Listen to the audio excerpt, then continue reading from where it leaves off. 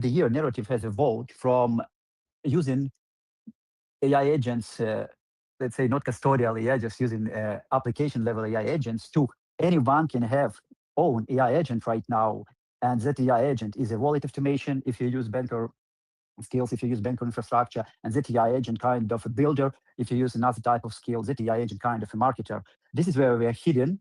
And this exactly this movement, this evolution of the whole industry of AI really correlates with me because I consider now AI agents really close to how solo entrepreneur can perform in this world.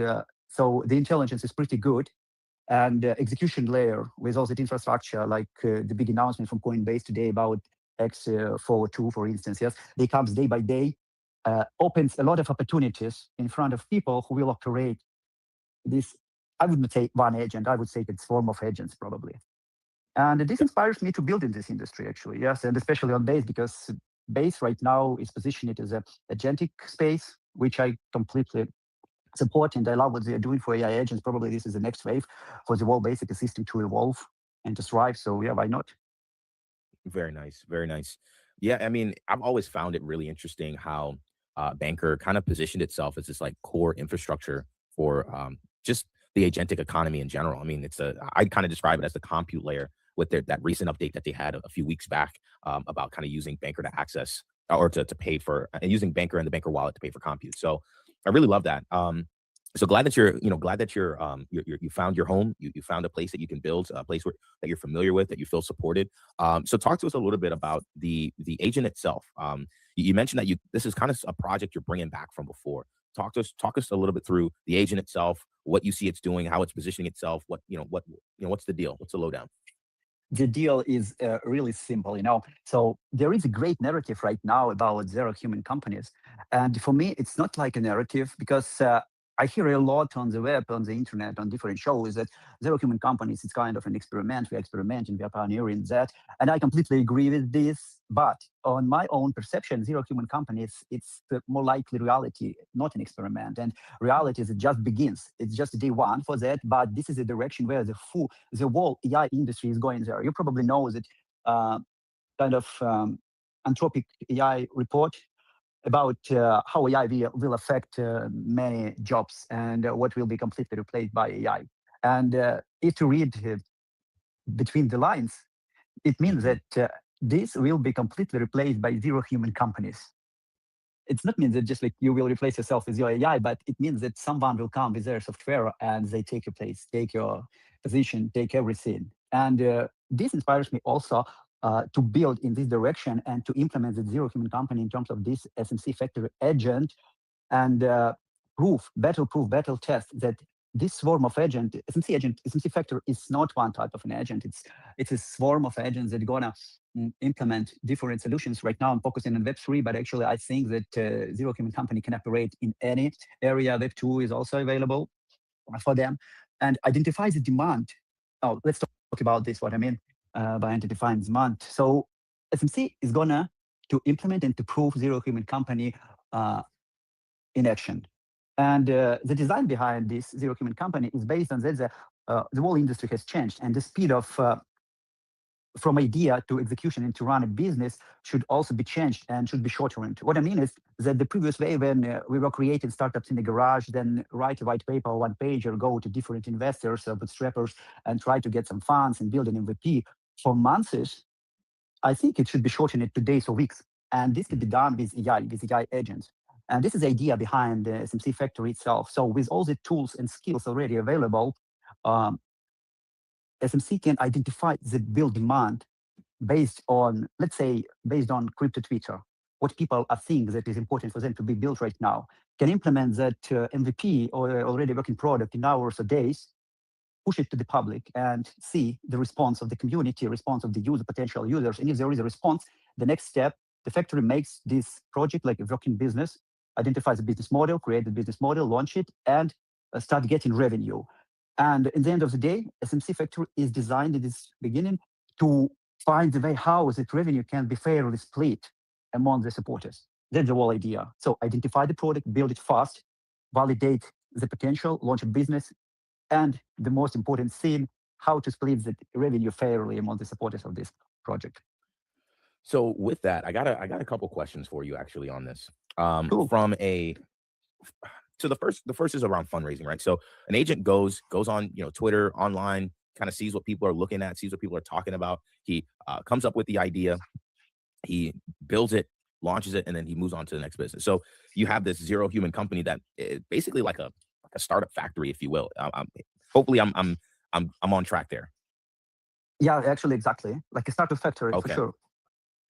So with startups, funding is pretty key. How do you think about funding with agents? Do they even need it?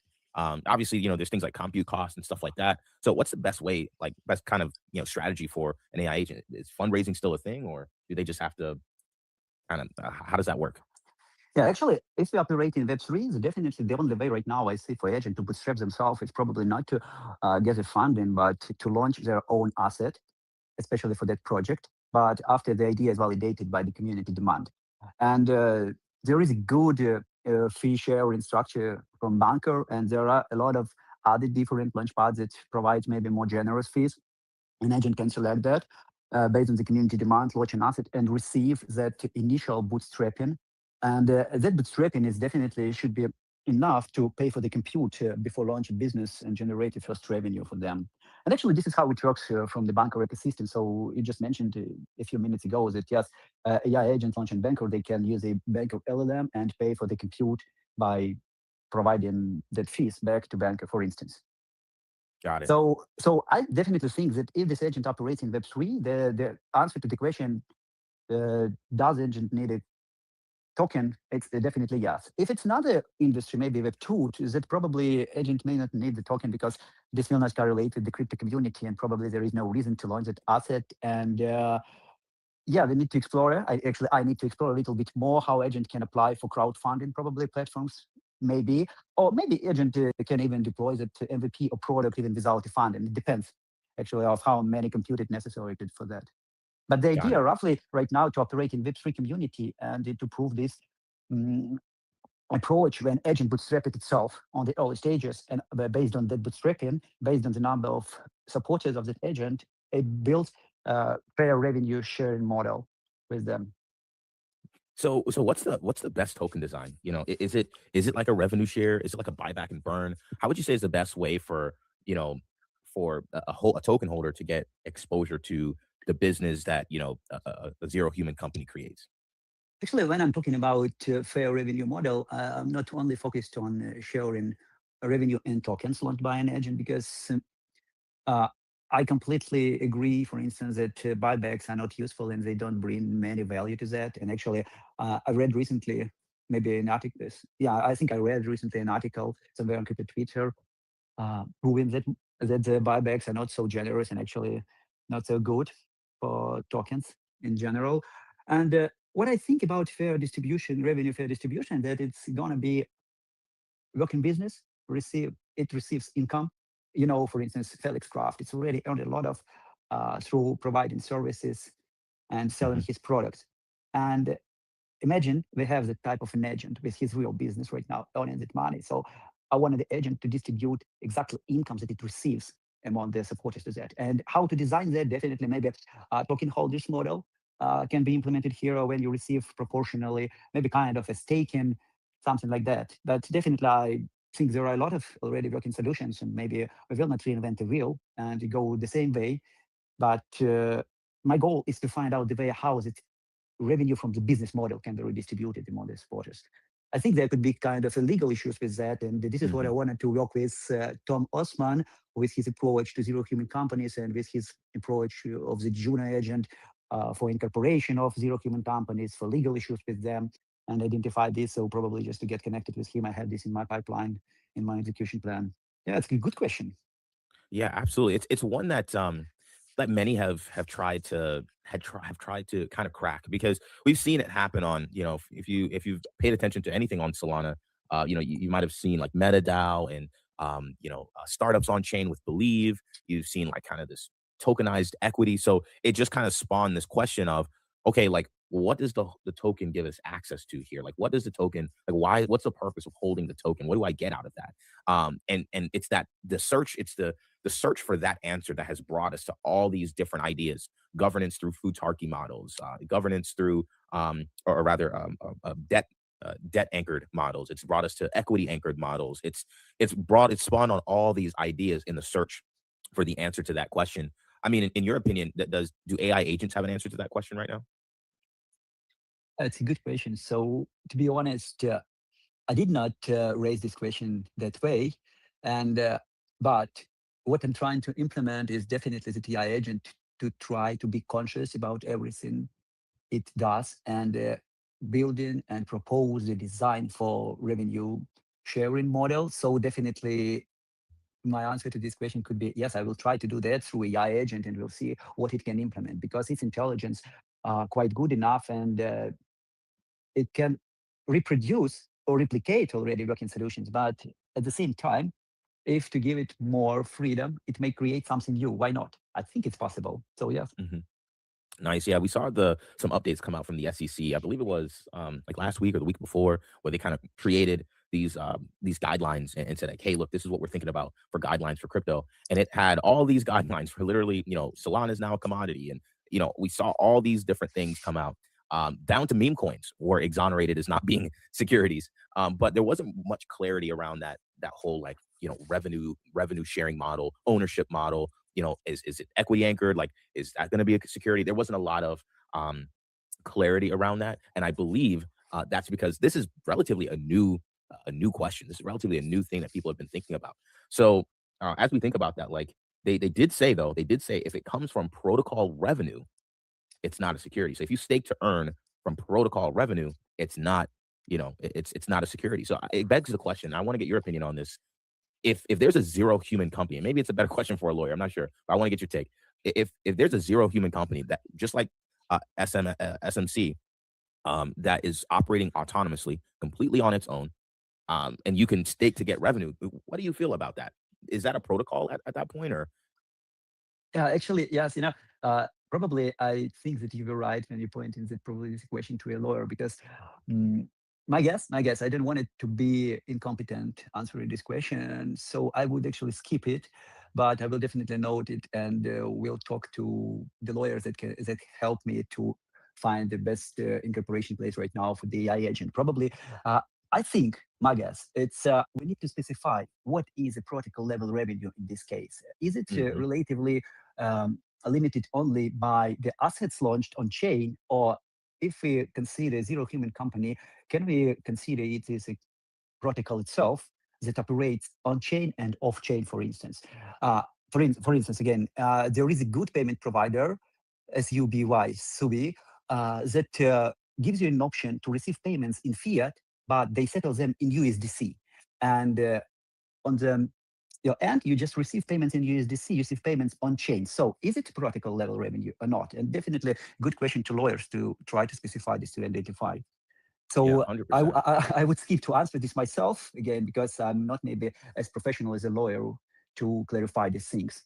But No, yeah, no, 100% understandable. And at the end of the day, like we're at the cutting edge in crypto, right? Like we are at the forefront of innovation. We're at the forefront of all of these, like sort of like whether we want to call them agentic experiments or the next generation of startups. And that's also something I wanted to talk to you about. I'm gonna reshare my screen here. There's actually a video that I wanted to get your reaction to. I saw that you tweeted out about it recently, and I figured that this was a really nice thing to just kind of talk about from just high level direction of AI agents. Here's a video, and you retweeted this, but for the audience to know, it's of the OpenAI's former, one of OpenAI's founding researchers and their former director of AI at Tesla. Notice what he says. I want to get your reaction to this.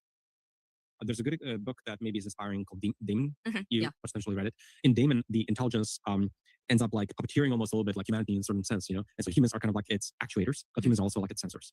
And so I think like collectively, like society will kind of like reshape in a certain way to serve that kind of that will kind of like end up happening collectively across the industry, where there's just a lot more automation and has certain needs, and kind of humans will be serving those needs of that machine, not necessarily like to each other. There's So that's actually a pretty scary thought. I don't know if like anybody caught that, but this, I forget his name, but the researcher here, he's a respected mind in AI, and he's saying that humans are kind of actuators, and you're building a zero human company. You're building kind of an AI that would essentially employ humans to do certain things too. So give me your take on this. Like, what's your reaction to this video? Is this where we're headed, where kind of humans serve, should I dare say, at the behest of some of these zero human companies?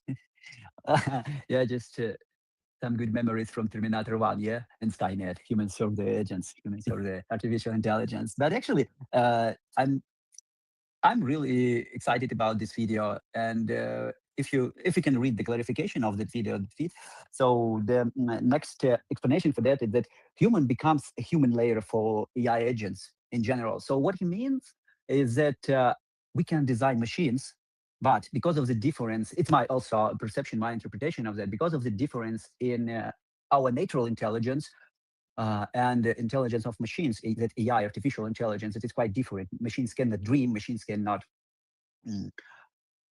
evaluate themselves better than human, so that kind of features that are only for humans right now, that we definitely need to set ourselves to understand machines better for receiving better results from them. And this is what he means by actuators, by human layer. So if you wanted to receive kind of a better result, better output of that machine, you probably need not to be so, not to be, I apologize, not request too much from that machine, but better maybe to specify your request in another way and to receive the best from that machine to understand what you want from it.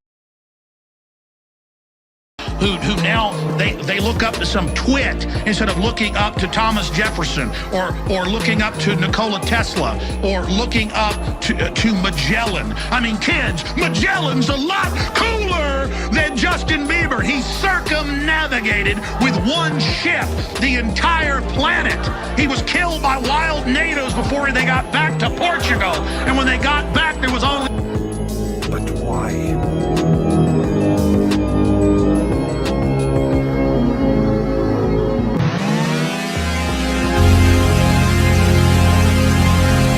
22 million in 3 fucking hours! There is no nobility in poverty. I have been a rich man and I have been a poor man, and I choose rich every fucking time.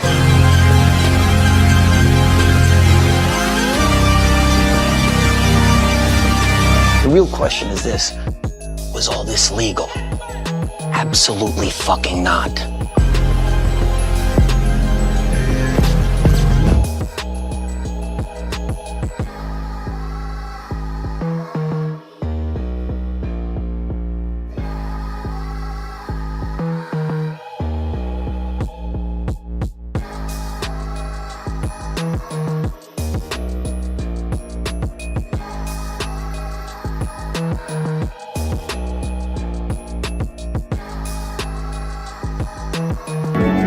He would neither go towards the feeding grounds at the edge of the ice, nor return to the colony. Shortly afterwards, we saw him heading straight towards the mountains, some 70 kilometers away. Dr. Ainley explained that even if he caught him and brought him back to the colony, he would immediately head right back for the mountains. But why? What's your dream? To go away. To go away. That's right. Do you guys want to drink? I don't understand why everybody has to be so judgmental. I understand why mom's judgmental. I think it's because she cares partially. I think it's also partially because everyone else is looking at her like, hey, Cody's just a bum. Cody's this, Cody's that, Cody's this. Cody's me, bro. Let me be me.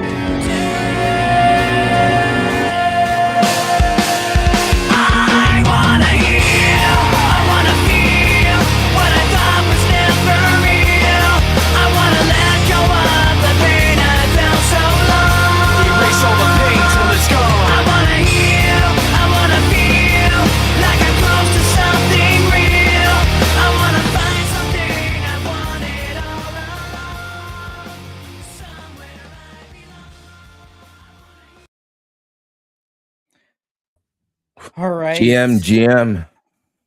What up? What up? How we doing? Seeing some green candles. Yeah. Yo, let's go. Dude. The pre-show every single time, it gets me every single time. Let's freaking get it, boys. It does. All Between right. the penguin clip and guys, just so you know how much we care about you, we keep that Linkin Park track in there. We get demonetized on YouTube for it, but we keep it in there just because it fires the boys up, you know? For the boys, So for all the just dogs. so you know. Not that Love we're it. that prolific out here anyways on the monetization, but it is what it is. It is what it is. It's all good. But guys, I mean, look, we're looking good. We're looking good here. Got some green candles, but I know. Chill. Why aren't you just be bullish, bro? Just be like the rest of the timeline. Be like everyone else and just, relish in the green candles. Look, I love that wearing green. Greetings, a king's mentality. Good to see you, brother. Always looking forward to the greetings. Look, I understand that, everyone's bullish, but I gotta. Look, altcoins, crazy. Bitcoin specifically is what I'm kind of leaning like, a little bearish / neutral on. But I mean, like our alts are going off. Look at freaking Zach, just absolutely crushing it over the last couple of days. We've been tracking this for the last several weeks. Told you guys that that things are looking good there. Another one we've been tracking. Monad, Nice call. been doing really well. A few others to call out. Me and a King's mentality. We're also on the same wave. Dash looking very, very nice, breaking through a key level here. If we look at this on the daily, this kind of gives us a better indication of what we're looking through. But this was a pretty big zone for it to break out from. Looking absolutely phenomenal here on Dash. It seems like, the privacy meta is cooking. Starting to heat up there. I mean, what a clean setup right here. What a clean setup. So there's that. There's a few other things popping off. So Whoa. Time out, bro. Yeah. Time out. Put respect on the name. Yeah. Bang. Let's go. Bang, let's go. Got hype out here going crazy. Yeah. We called it. I think Dom wanted a little bit lower, but me and Josh called it. We were like, hey, look, this is, revisiting a key level on a high time frame. Maybe it'll sweep a little bit under, but again, y'all know me and the falling wedges, man. Y'all know me and the falling wedges. They've been playing out. Look, I don't make the rules here. I'm just calling what I see on the chart. The chart is truth. Okay. So things are looking really good. So guys, we got 10 minutes until our first interview today. We have Fraudsworth coming on. So we're gonna talk to the Fraudsworth team there.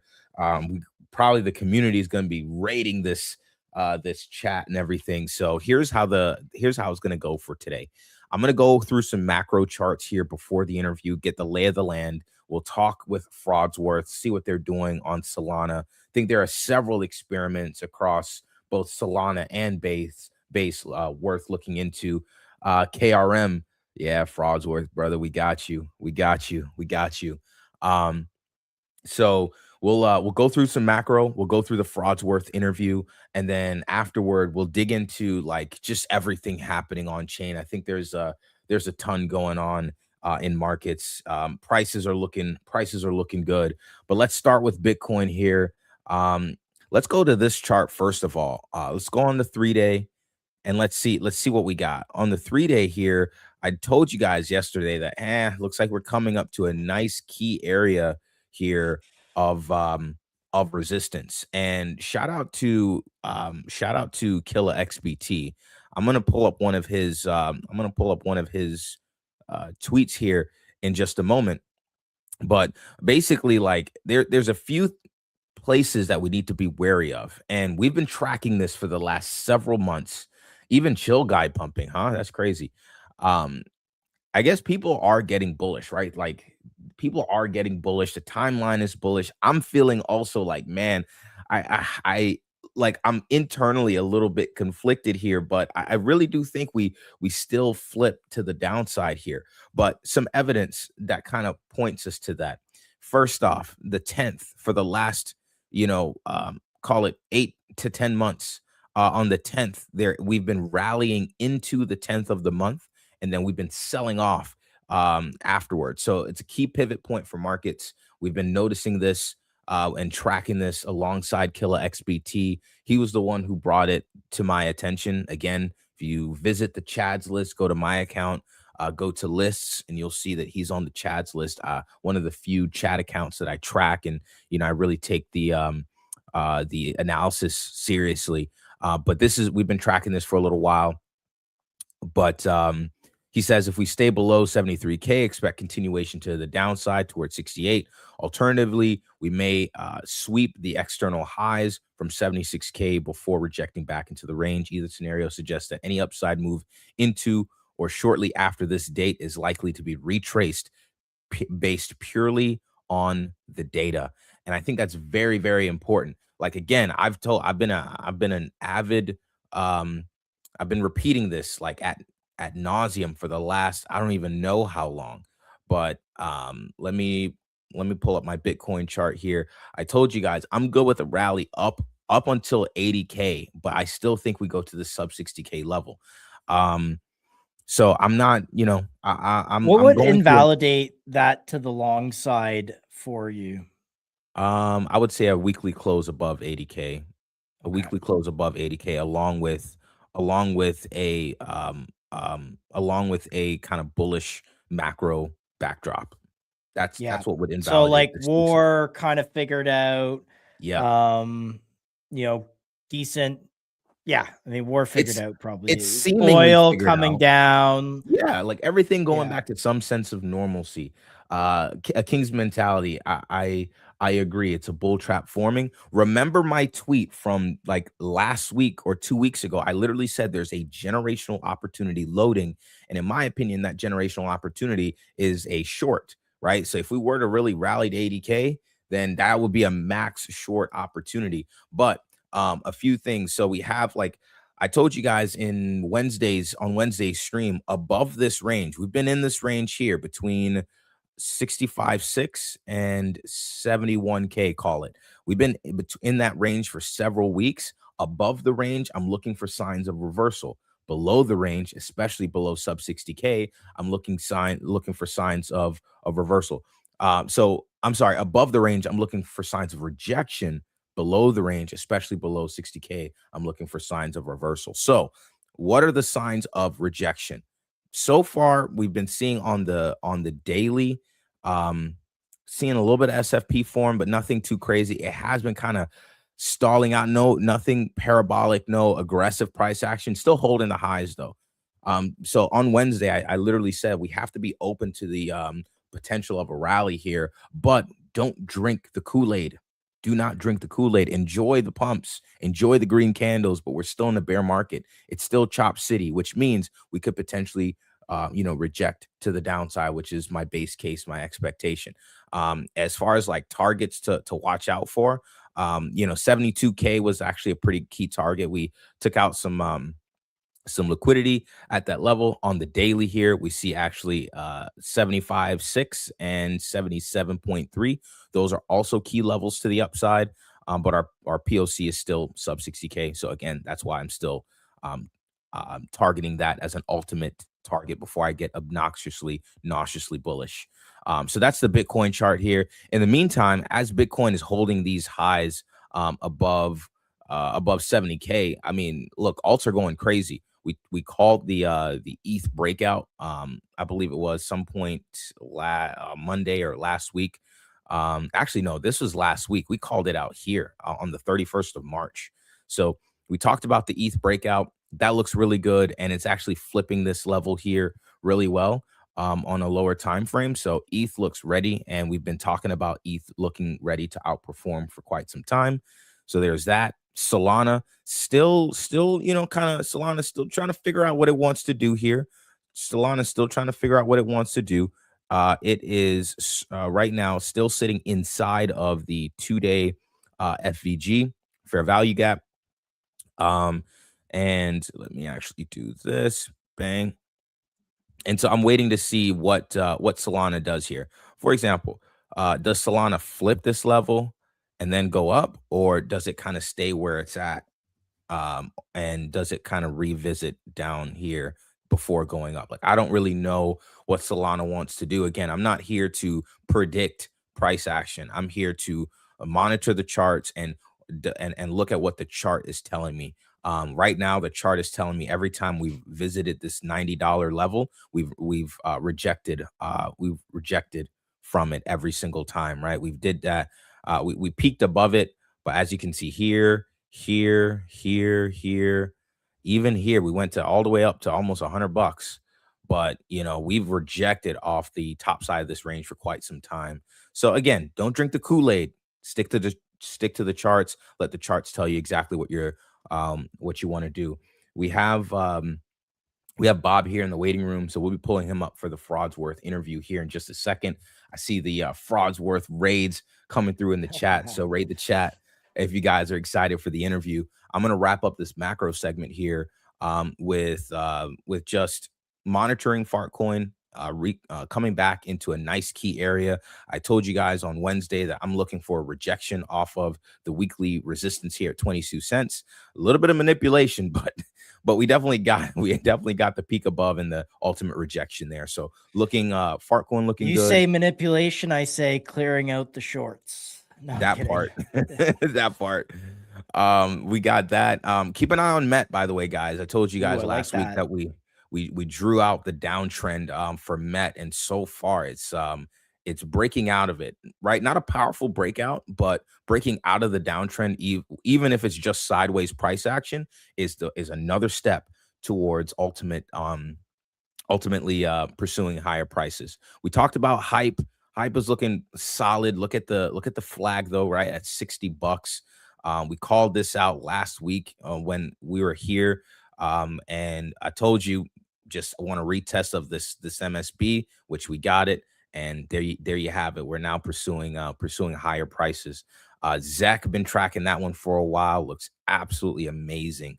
Looks like privacy is getting a trade, and then we'll cover some stuff later on Tau. I think there's been some crazy stuff happening with Tau, but more so some internal ecosystem clashes happening. So that's the macro overview. You have the context for the market. Now let's dive into some really exciting stuff happening on chain, because I see a lot of experiments, DeFi, AI agents, and these things are more and more interesting and low key. I'm getting this DeFi summer type of vibe. So let's bring up Bob from Fraudsworth, and let's get the lowdown from him as far as what he's building and why he's doing the it. Good doctor. The good doctor. Good morning. Good morning. How are we all?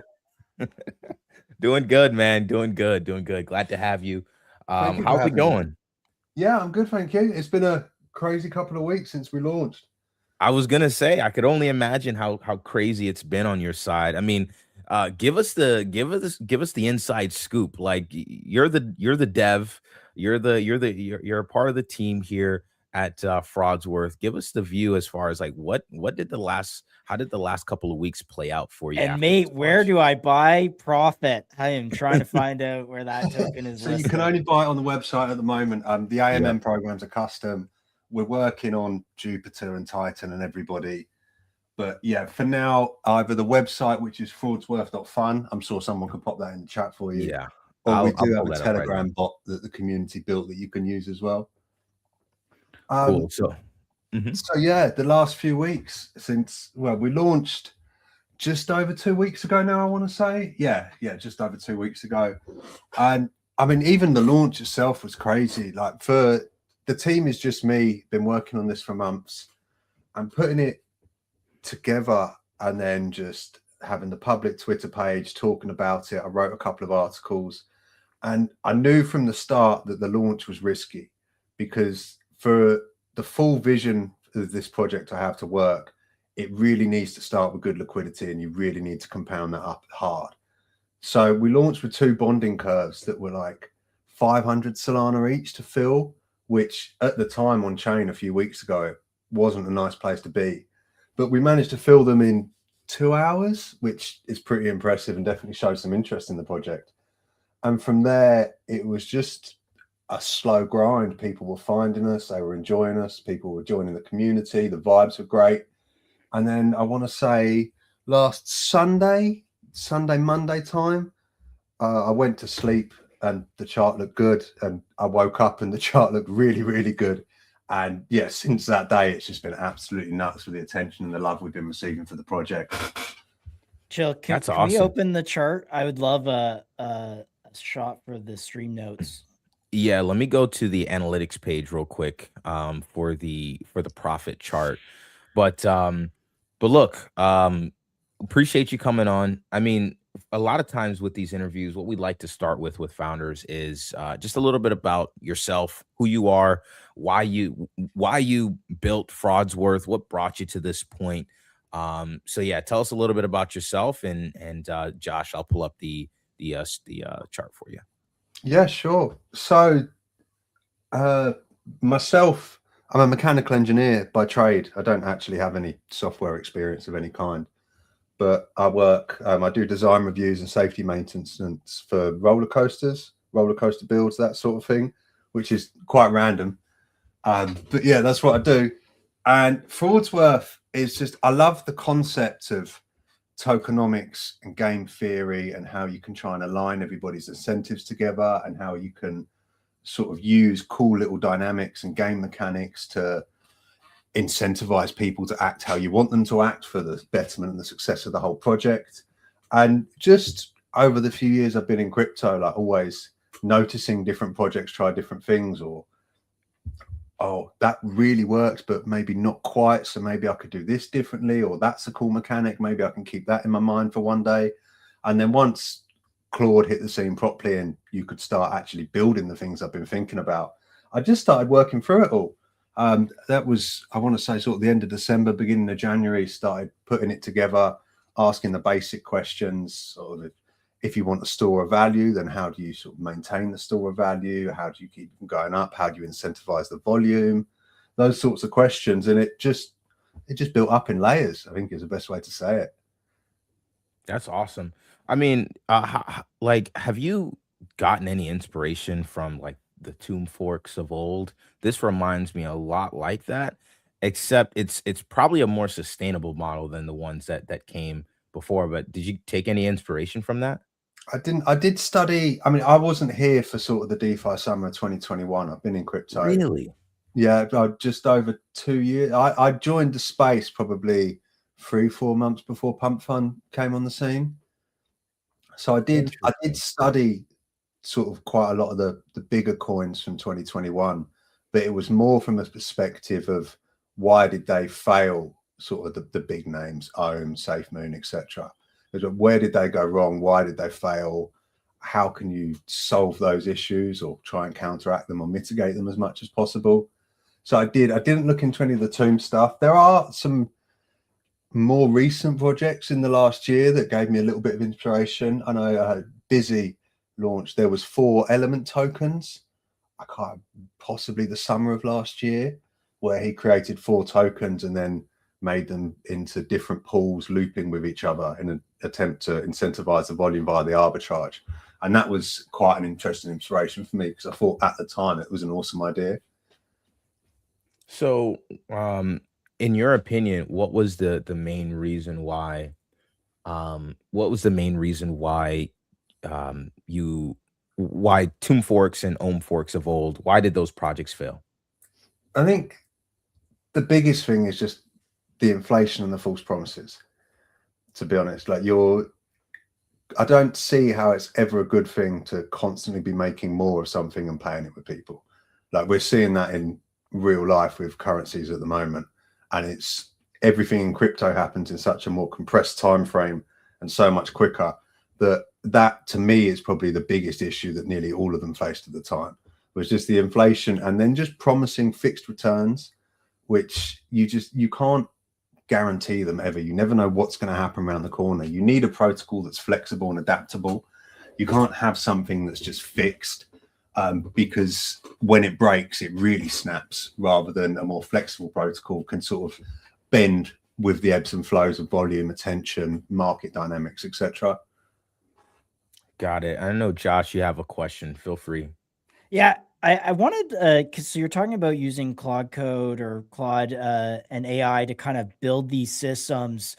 I think what maybe the parts of the past that didn't work is we didn't have AI helping us to kind of balance the different dynamics going on in these types of ecosystems. And what I've seen with this kind of flavor of different token games, if you will, is that there is more AI coming up with a better solution to some of the problems that we're talking about.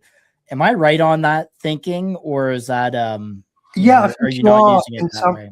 I think it's like, for anyone that now has an idea, you have an extremely intelligent machine that's available 24/7 to you to constantly bounce ideas back and forth off of.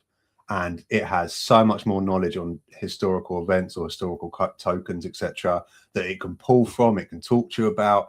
And a lot of the ideation process was just me and Claude for hours going back and forth. Does this work? Claude says, yes, that will work. And you go, okay, well, what if it doesn't work? And then it might say, oh, well, it might not work because of this, this, and this.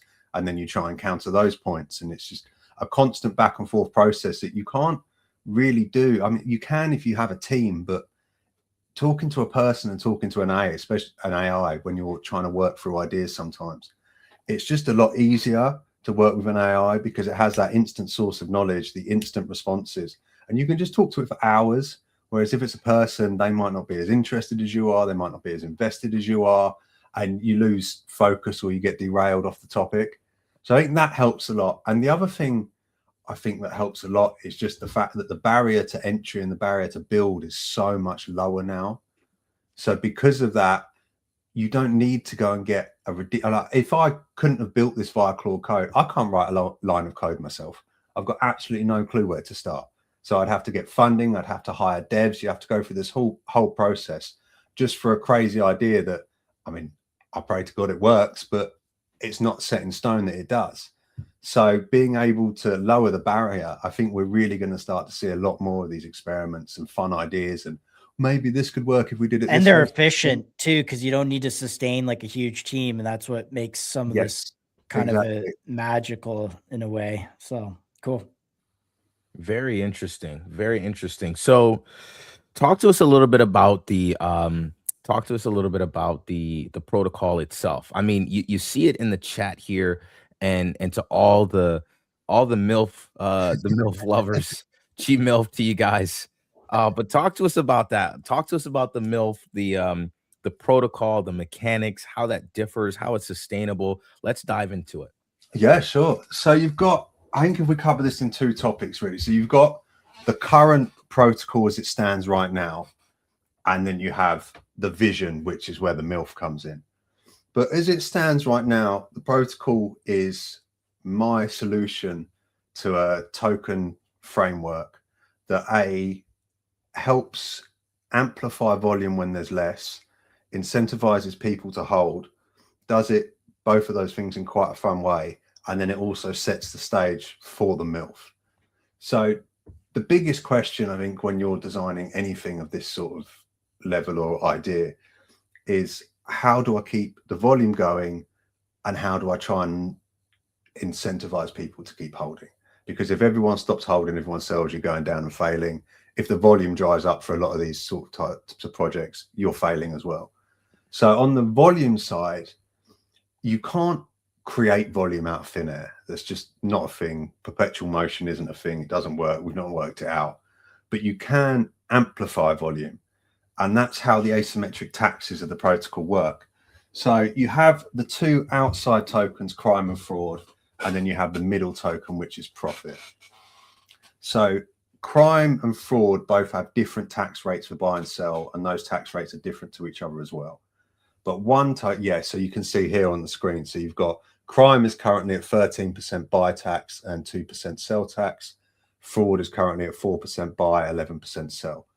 So every half an hour, there's a 75% chance for those to flip. So the one that's cheap to buy will become cheap to sell, and the one that's cheap to sell will become cheap to buy. And the idea being that organically, anyone that enters or exits the protocol, they're going to go through the route with least friction. Obviously, you want to get the most for your money. You don't want to pay a heavy tax. So people will buy the token that's cheap to buy, and they'll sell the token that's cheap to sell. So as this happens, currently with fraud being cheap to buy, fraud's going to increase in price. Crime's going to decrease in price because that's the one people are selling. And that creates a spread where you can have a So, for example, given the current market caps, if we saw some good volume in this epoch, fraud maybe goes up to 1.25 mil and crime goes down to 950 or something, and you've got a 10, 15, 20% spread. So then when the taxes flip, you now have the token that was priced higher is now cheap to sell, and the token that was priced lower is now cheap to buy. And that creates an immediate opportunity for arbitrage bots. They can come in, they can buy the tokens at the new tax rates, they pay the taxes, and they close that spread back up. So it's not creating volume, but it does help amplify the baseline, which is where I was going. You sort of want, all of my designs on this, I tried to work out is, can you survive on like 0.5% to 1% of volume to market cap ratio a day? And how do you try and achieve that baseline? So that's the idea of where the taxes come in. The taxes then help feed the whole, how do you incentivize people to hold? Because you have, the taxes are split three ways. You'll get the 71% of everything taken gets pushed out to staking rewards for the profit token. 24% gets pushed into the Carnage fund, and then 5% goes to the protocol for treasury maintenance, etc., etc. So let's break this down. Let's break this down, because, and I think this is probably getting into the MILF fund too. So let me know if I'm getting ahead of myself here. I know you said there's two ways to look at this, but right now you have these arbitrage bots. I wanted to just spend a quick second on that. Who's creating these bots? Like, are these just, you know, talk to me about an arbitrage bot as if I was someone who didn't know what that was. Well, so currently it's just a community vibe coding them, which is awesome. That's dope. So these bots essentially come in and they take advantage of these different swings in taxes, right? To buy and sell. If you click on the analytics drop down on their website, I think there's an arbitrage section. Arb leaderboard, yes. So the community actually made a leaderboard for the arbitrage bots. So this is all the bots that are active, all of the bots that we know of that are active, how much they paid in taxes, how much they paid towards the liquidity pools, how much they've made in profit. Oh my goodness. Do you know how to make one of these? Yeah, there's actually a markdown file on the open source GitHub that gives you enough of an outline to plug into Claude and make one yourself. They're getting better and better every day though. So I can go in and make my own arbitrage bot, and like my P&L can also, I mean, I'm assuming P&Ls are different depending on how long you've been arbing for, but I think the top three were very active, and they are the best ones, but they were very active during that period. We went sort of parabolic. I think we did about 2.5 million volume in 15 hours or something. So those were three that were active then. But yeah, anyone can build one. It's getting more and more competitive, but you can probably knock one out with Claude in a couple of hours, and then it's just about trying to improve it. Got it. So I see the community, they're smashing the comments here. They said Carnage just went off.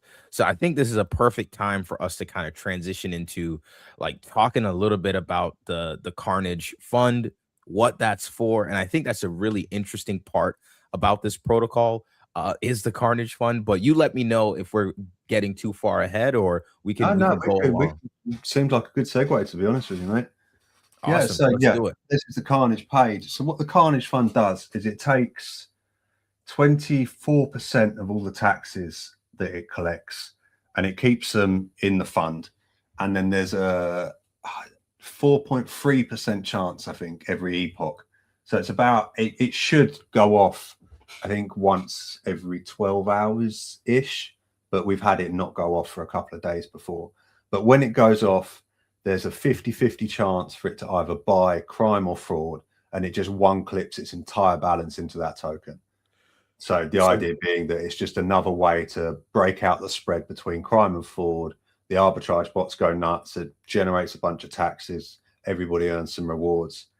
It then takes the coins that it bought, and the next time it triggers, it has a 98% chance to burn them, which removes them from the supply and keeps the whole system deflationary. Or there's a 2% chance for it to sell them, and then it uses the proceeds it got from selling them plus the balance it has to buy the other token, which it hasn't happened yet. But if it does, it could create the most incredible spread. Probably quite a good moment to see on social medias and whatnot. People talk about it.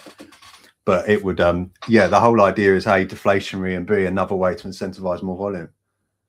And so far, you've spent over just almost 620 SOL on this entire thing. So essentially, the supply for crime and fraud continue to go down. Yes, and then that technically makes profit deflationary as well, because the only way to get profit is by swapping in crime or fraud. So the less crime or fraud that exists, the less profit that could be swapped for it. Dude, this is amazing. First off, this is one of the coolest experiments I've ever seen. I've been doing this for 10 years, but also the fact that this happened on stream is hilarious too. So that's crazy. I saw it ping. We've got one of the community built a Telegram bot that alerts us for people staking. It alerts when carnage goes off. If you go up, you'll see the second if you go down, I think you want to be about April 6th, maybe April 5th, April 6th. You'll see when we got Jesus. And that was 140 SOL. Oh my gosh. So wait a second. So let me ask this, because I see 340, 192. So this was just kind of accumulated in how long? I think that was over probably about 24 hours, same as the one above, maybe a little bit less. Yeah, the one above was just under just under 24 hours, and the 340 was just over. That was when we had a huge spike in volume. So I wrote about this the other day, but the intention really, and this is what involves the MILF as well, is for profit to become a store of value. And one of the things with a store of value that's not ideal is massive volatility. You don't want huge spikes up, huge spikes down. You just want steady, either up or down. You don't want it to be all over the place, because people don't feel comfortable keeping their money there. So what the protocol does to not mitigate volatility, but to make it more swallowable, is that the spread, obviously, when there's organic volume, like I explained, the cheap to buy token goes up, the cheap to sell token goes down. But there is a point in that spread when the tokens are more than sort of 15, 20% apart, where anyone that wants to FOMO in or still wants to go in and doesn't want to wait for the flip when the spread closes, it becomes cheaper for them to pay the higher rate tax, which is between 11 to 14%, to enter than it does to pay the lower rate tax, and the same to sell. Because if fraud is cheap to sell and it's at 800K, or crime is expensive to sell with a 12% tax, but it's at 1.2 mil, you get more for your money selling and paying 12% tax if you want to exit right then than you do paying the lower rate. So when you see these huge spikes in volume, that's when the taxes go crazy. So I think in that period, it was like $100,000 sent out to staking rewards for profit holders in 24 hours. We very nearly cracked the top 10 Solana protocols for revenue in 24 hours in that day. I think we were 11th or 12th. We're not on DeFi Llama yet, so I can't bring it up. But yeah, so that's how it handles that sort of volatility, and that's when it can really go nuts at times, and that's when you end up with carnage funds like that. So, okay, wow. There's so much to dig into here, and we're gonna try our best to respect your time. But let's talk a little bit about that store of value. And I guess that kind of leads into the MILF fund. So maybe we just transition into the MILF fund here. Let's go for the MILF. Let's go for the MILF. So talk to us about the MILF. We all love it. I love it every time someone says it. So MILF stands for Market Intelligence Liquidity Fund. And the main idea of this is bringing you back to the volume problem. Is if you've got no volume, you've got no taxes, what's the point in holding profit? What is the point of this working? And obviously the base infrastructure is designed around that. You have the staking rewards, you have the arbitrage bots to amplify the volume. Everything's to try and make it tick along, even if the volume is low. But I believe you still need a better solution, and the MILF is my solution to that. So what I'm proposing to do, and what I'm currently designing, is that you split the crime and fraud. Crime and fraud currently have pools that are both attached to Solana. I'm proposing you split those pools in half, and the other half you take out, you then pair with a USDC pool. So if we've got 1,000 Solana in the crime pool now, we take out half that Solana, half of the crime, switch the Solana to USDC and make a new pool. And we do the same for fraud. Then what I want to do is create a Futaki market every week where people can place their money on either Solana is going up or down this week. And then it resolves the following week and you get paid whether you were right or not, and depends how much Solana moved. And we can get into that bit in a bit. But the idea being the result of that market then allows you to allocate the pools heavier to Solana or USDC. So say the market did $1 million in volume and 700,000 of that said Solana's going up, 300,000 of it said it's going down. You would then allocate 70% of the protocol's liquidity to the Solana pools and 30% of it to the USDC pools. The idea being that if Solana does then go up, you capture that upside. And if it goes down, we were wrong, it sucks. But over time, I like to picture it as a giant collective swing trading machine. Mm-hmm. The idea being that you can buy Solana as it's going up. You can move that into USDC as it sort of tops out, which is like just taking profits. You move into USDC as it starts to go down, then you're protected from the downside, and then you can move back into Solana as it goes up. So you're buying Solana at a cheaper price to what you sold it for. And I think over time, you just, if you're right more than half the time as a collective intelligence, you end up outperforming the market, and that gap gets huge over like the period of a cycle or two. Interesting. Wow. So you basically crowdsource your swing trading strategy for the entire protocol. Yes. I've got no idea how macro moves. If I was in charge of it, we'd be finished. But I think I love the idea of Futaki because it makes so much more sense. Like, people are so much more incentivized to participate, and to participate in a way that they believe is good for their bags if they have financial skin in the game. I really do subscribe to that idea. And it's just a new way to test if that idea does work. And we don't need to be right all the time, and you don't need to be right perfectly. I think a few people have read my MILF proposal and assumed what I'm talking about is like us swinging from a 90% Solana allocation to a 10% Solana allocation on a weekly basis and capturing every single 3% move. And I don't think it will work like that. I think you'll just end up capturing the general trend most of the time. And then as you get to the top, people will start to flip bearish. And those guys that do will participate, because if everybody's putting their money on Solana going up and they think it's going down, there's a great potential to make some money for yourself. So I think it's just a good way to keep it balanced, but to capture the general upside of bull market trends and protect from the general downside and bear market trends. You don't have to be perfect. You just need to be right a bit more than half the time about the general direction.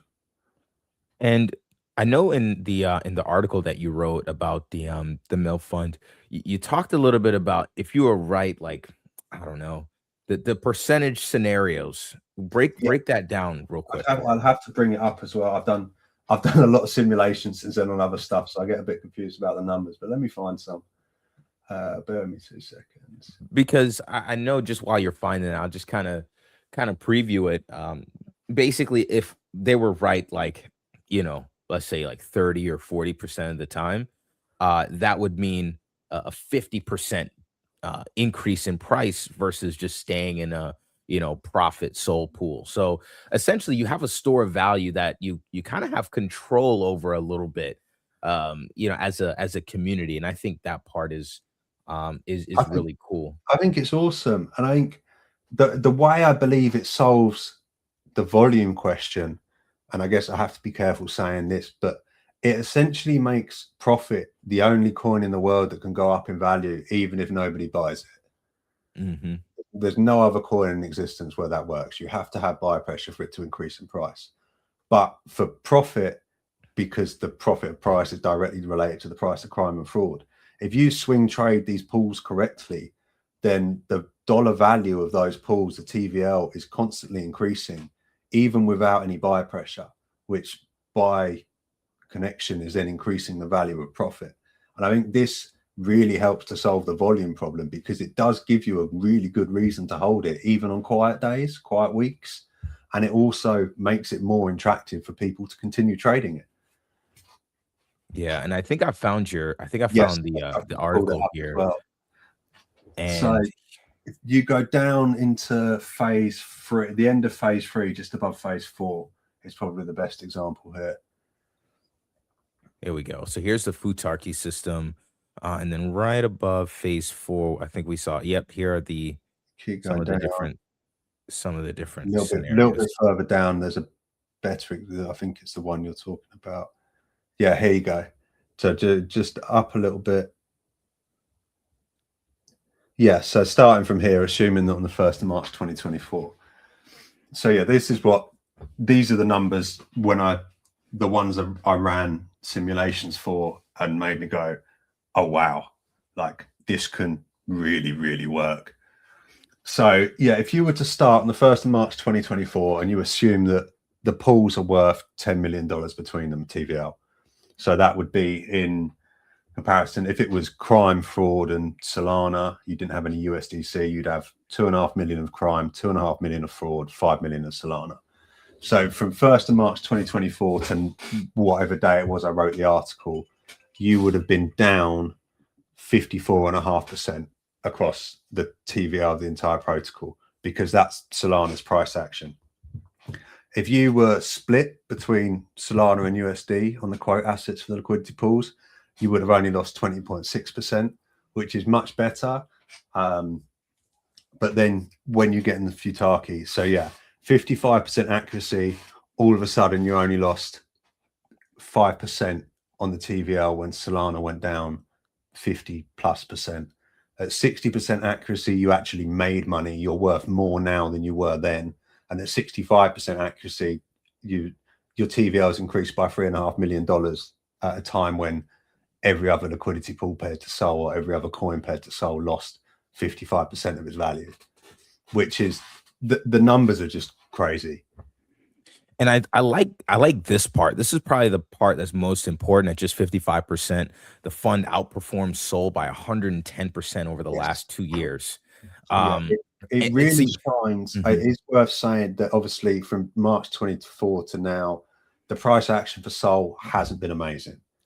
So the numbers are slightly biased in the fact that it will show them better in a bear market because you have the downside protection. Whereas if it had been 2 years of straight Solana, the numbers probably would have been a lot tighter. Sorry, 2 years of Solana just going straight up. It would have been a lot tighter because you capture slightly less of the upside because you're probably only going to be 70-80% allocated to Solana at best. I don't really think the market goes to 90-10 very often. So yeah, it's the bear markets and the downturns when it really shines because you can sell the tops, you can protect, and you can then buy the bottoms.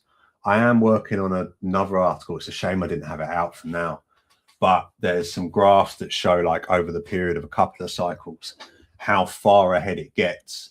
Because like if you start with 1,000 Solana in a straight Solana pool, in 4 years' time, you've still got 1,000 Solana and whatever that's worth. But if you can swing and sell the tops of Solana, you can buy the bottoms, you could end up with the same pool size, but you could have 5, 6, 7, 10,000 Solana in there or whatever over a few cycles. Like it just compounds because every time you're selling the top and then you're buying the bottom and you're getting more Solana for your money. Interesting. And so that's the MIL fund, right? The ability to kind of crowdsource and have this store of value that that can outperform. And Josh, I'll get you the link to this article as well. But that's the fourth phase, right? I think there are some other phases that kind of come before this. And one that I thought was interesting was phase 1, I believe, was the in-house arbitrage.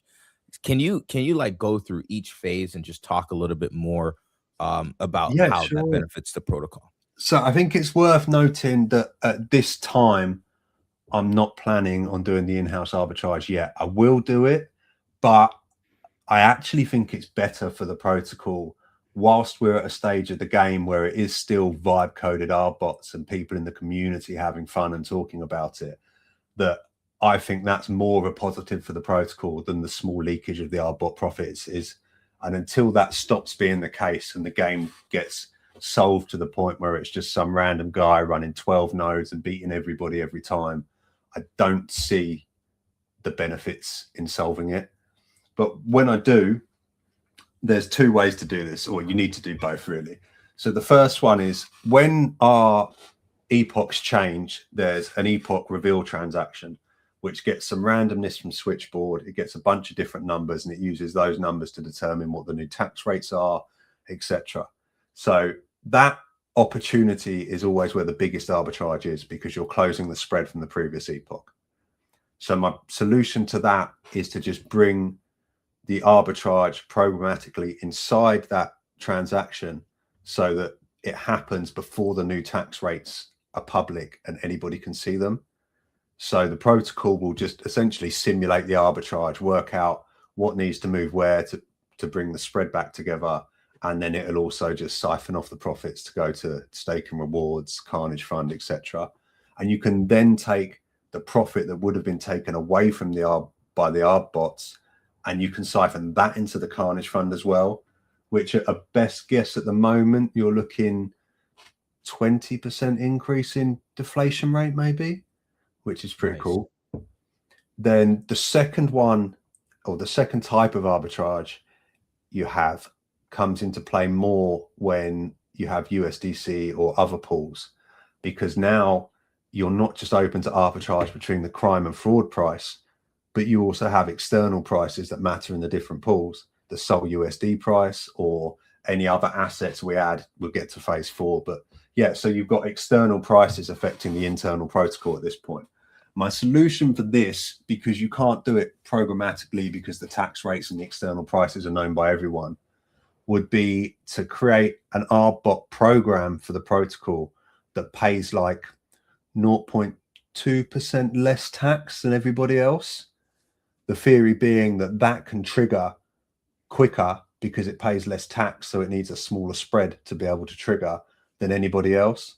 So you might still see a little bit of value leakage if you see Sol does a ridiculously green candle in the space of 30 seconds or something, but it should take the majority of it, and then that again adds another 5-10% maybe to the deflation rate, because you just siphon the profit stake through to the Carnage Fund, and then you just have zero leakage.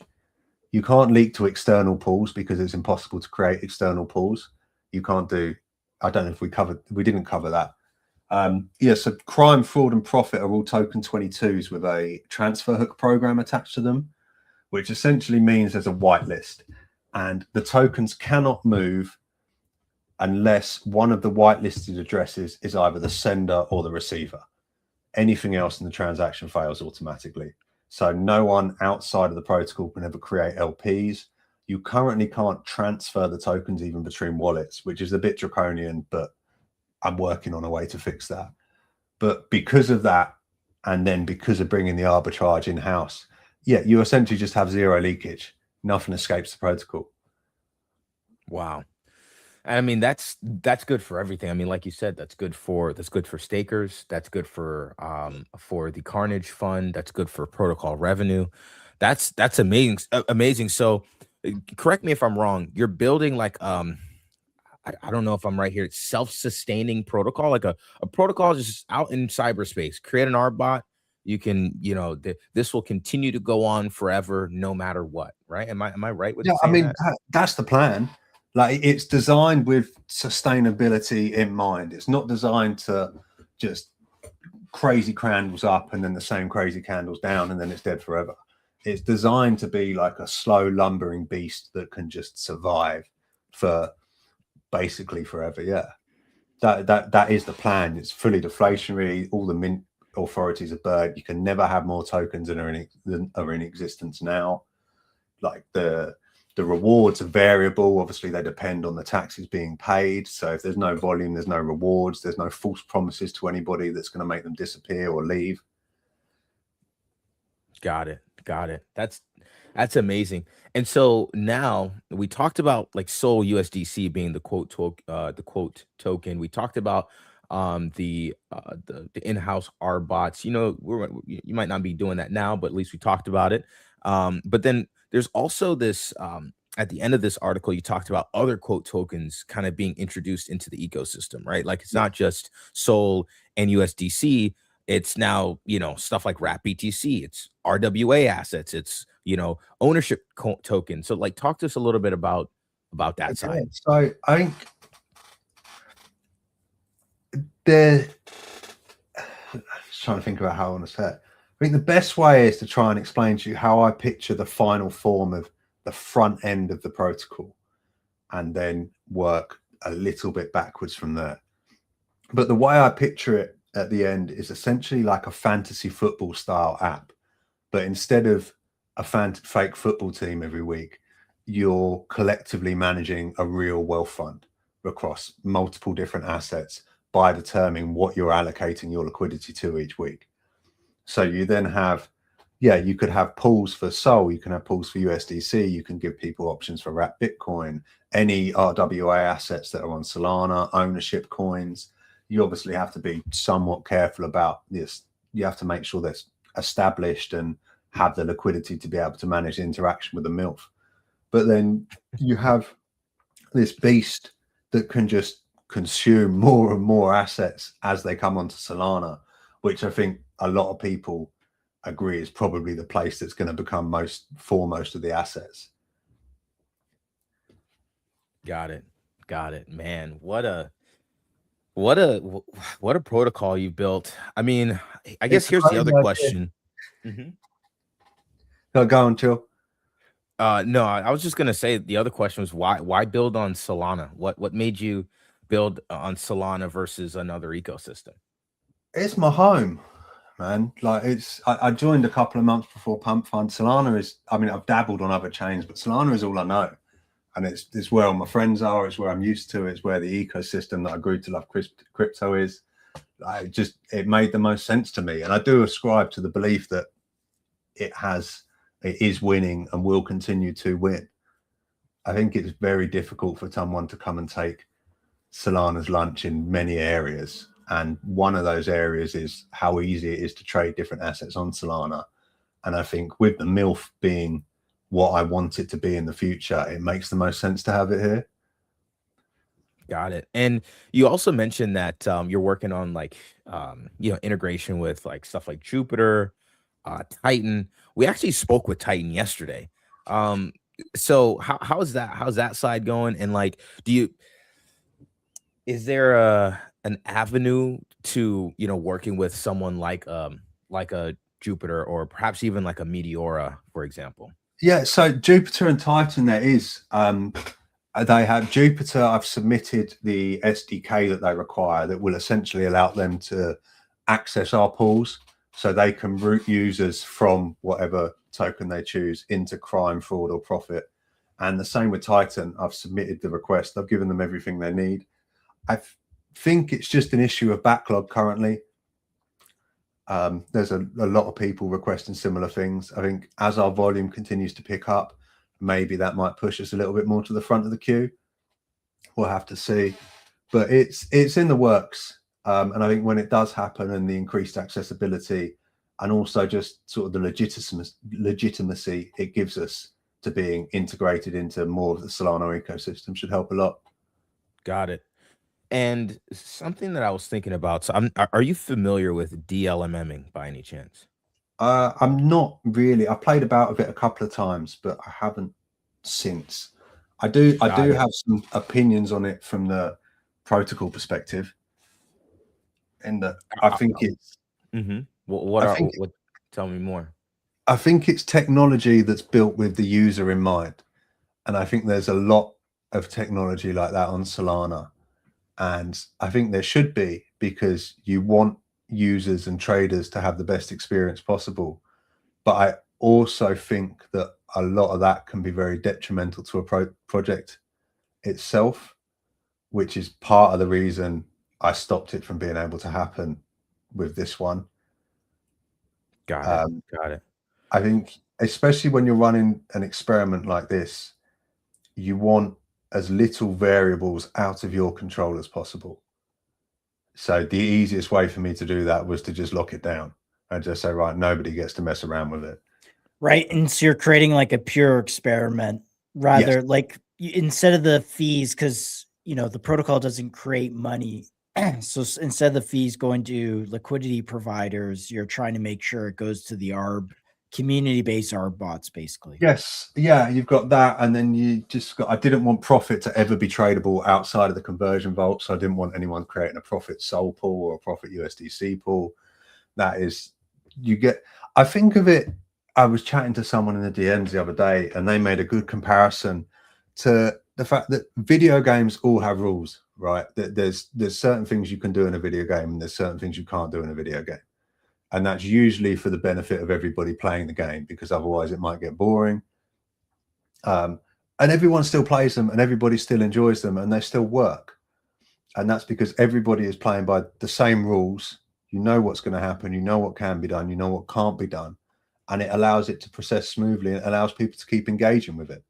And I think that's somewhat similar in a way to when you're running a protocol experiment like this, is that you need to set the rules and you need to say, these are the rules and everybody has to follow them. And I think us lacking sets of rules may be some of the reason we've ended up with the trenches where they are today, because it's just the Wild West. There's no rules. It's just everybody pointing revolvers at each other. Yeah. Yeah. So we're coming up on 45 minutes here. I mean, dude, great conversation here so far. It's been, I mean, I've looked into the protocol myself. I've read the docs, I've read threads, some of your articles as well, and some of the community members' articles. And even talking to you now, I'm still like blown away by this, as is the chat. And I'm sure you've seen the comments that have been popping up. But I mean, with all of that said, leave the community with you know, something you're excited about. Leave the community with something to get them hyped up.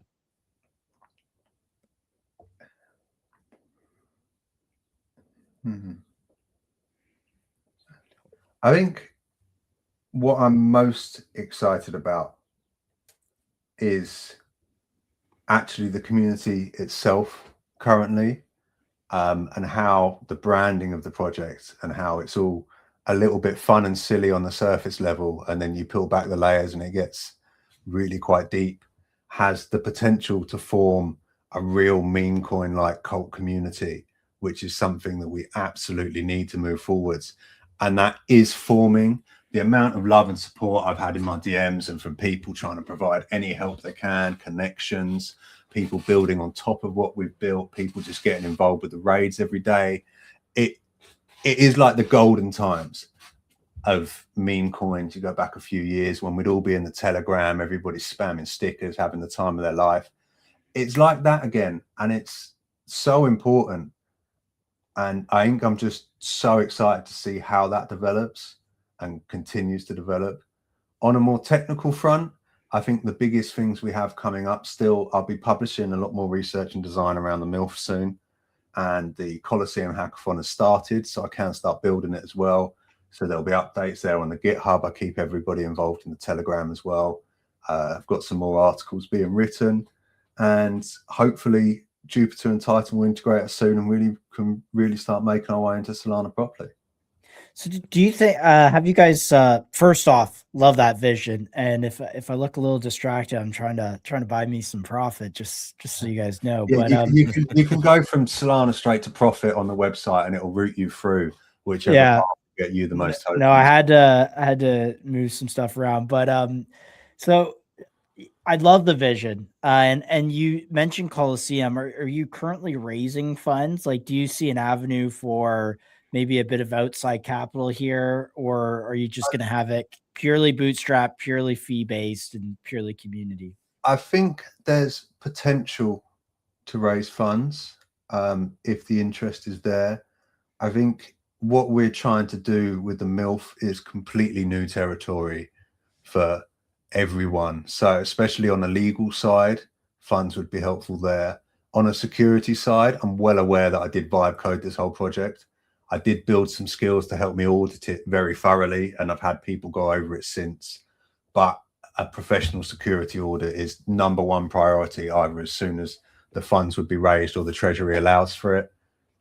So I think the potential is there. We don't make a lot of revenue as a protocol now. We just take 5% on the taxes.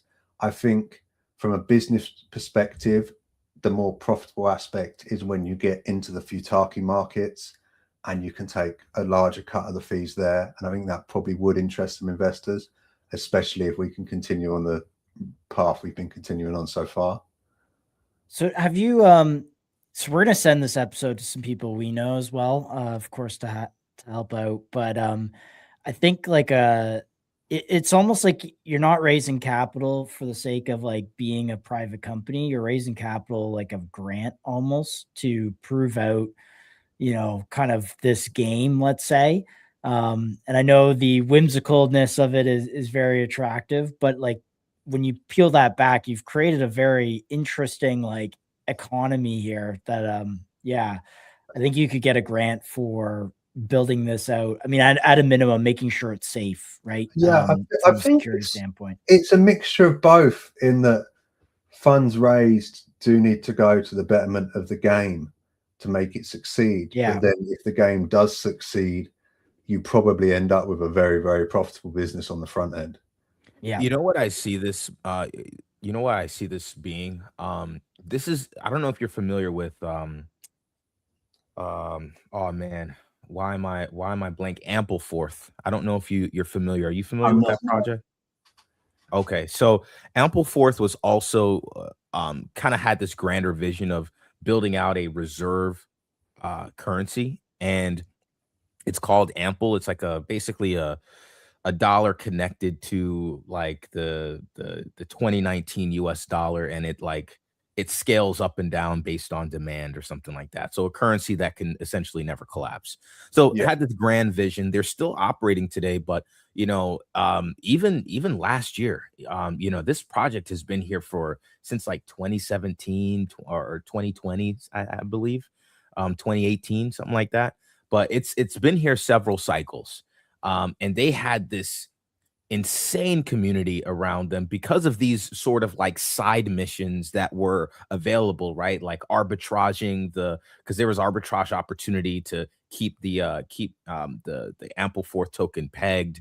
And then there was this yield that you can get, and then there's this rebasing mechanic that was introduced that was really cool. So there was all these little things that as a community you could come together and you could, you know, some people would stake to earn fees, some people would arbitrage, some people would do this, some people would write threads on Twitter to explain everything. And that's exactly what I'm seeing with Frogsworth. Yeah, and I think that's exactly the direction I want to head in. Like we have a solid infrastructure now. There's no reason, aside from everybody deciding that I'm an idiot and it's not going to work, for us to just disappear. I will keep working on this forever. I absolutely love it. I love working on the concepts. I love designing it. I love building it. Like for me, this is the absolute dream. I will, as long as we're alive, and I don't see any reason why we shouldn't be, then I will keep working on this. And there's just so many things you can take the time to add and plug onto. And I'm getting thrown suggestions from the community, some of them which are great. You want an entire ecosystem that is essentially a financial video game. Different people will want to do different things, so you need to give them the opportunity to do different things. Absolutely. So look, we definitely got to stay in touch, man. Any way I can help. Sure.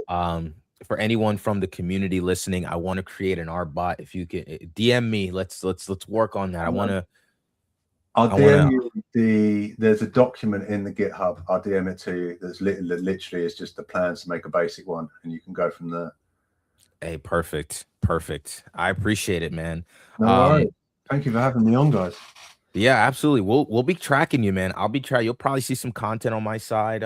You know, we're just I like digging into this stuff. Like it gives me like I came in the game in 21, and this is how I came in, researching, you know, APRs, doing APR calculators, you know, looking into like, all right, like what does this mechanic do? Like where are the fees going? Like all this stuff. This is like OG taking me back to like I'm in crypto for the first time again. And I it's think it's honestly the vibe fun. that we've got to get back to. It's Yeah. exciting, man. It's innovative. It's fun. It's not just the same shit day in, day out. Oh, look who tweeted. Someone made a meme coin. Let's vamp it 14 different times. This is what crypto is about to me. Is trying new things, experiments, having fun, joking around, research. Like this is what I think we need to get back to. And I'm hoping maybe I can inspire some more people to follow along as well. Absolutely. 100%, man. Well, thank you so much for joining us, ladies and gentlemen, the good doctor. And I can't help but agreeing with Just One Fishing here. Frauds worth summer. Shout out the guys. Appreciate the community. Yeah, man. Yeah, man. Yeah, hop back on. I'm gonna pick up some profit. I'm ready to go. So don't front run my transaction. But doctor, it was great to have you on. Thank you for joining. Brilliant. Thank you guys. Nice to meet you both. Cheers, man. Absolutely. Awesome. So we gotta have him. We gotta have him back on. Yeah, dude, this is wild. I was listening to this and I'm like, man, this guy has figured it out. And I like Crypto Jones' comment here. He just thinks about it with like kind of just gone through the layers of allowing AI to come to like the perfect game or a version of a perfect game.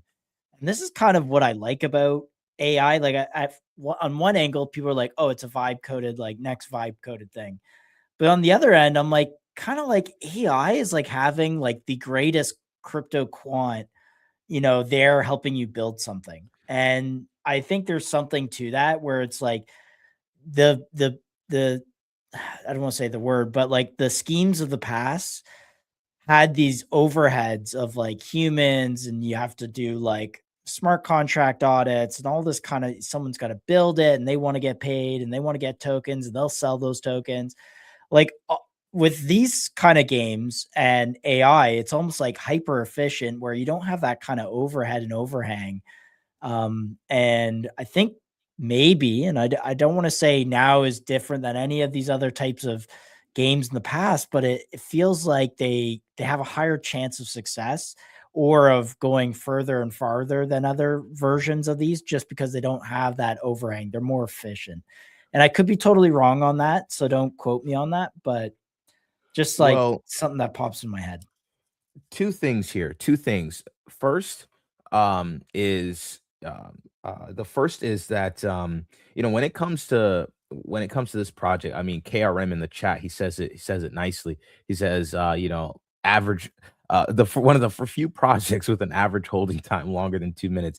Absolutely, that barrier of entry where it's not just like something you can quickly buy and vamp on Pump Fund. Like it's actually a real project that was launched outside of any launchpad ecosystem, and all and so it's harder to access. And so the people that actually are here are the people that believe, people that actually did the research, and they're really bullish on what's happening here. And so that's why you have the community creating analytics page, the community creating our bots, and speaking and of all which, this stuff.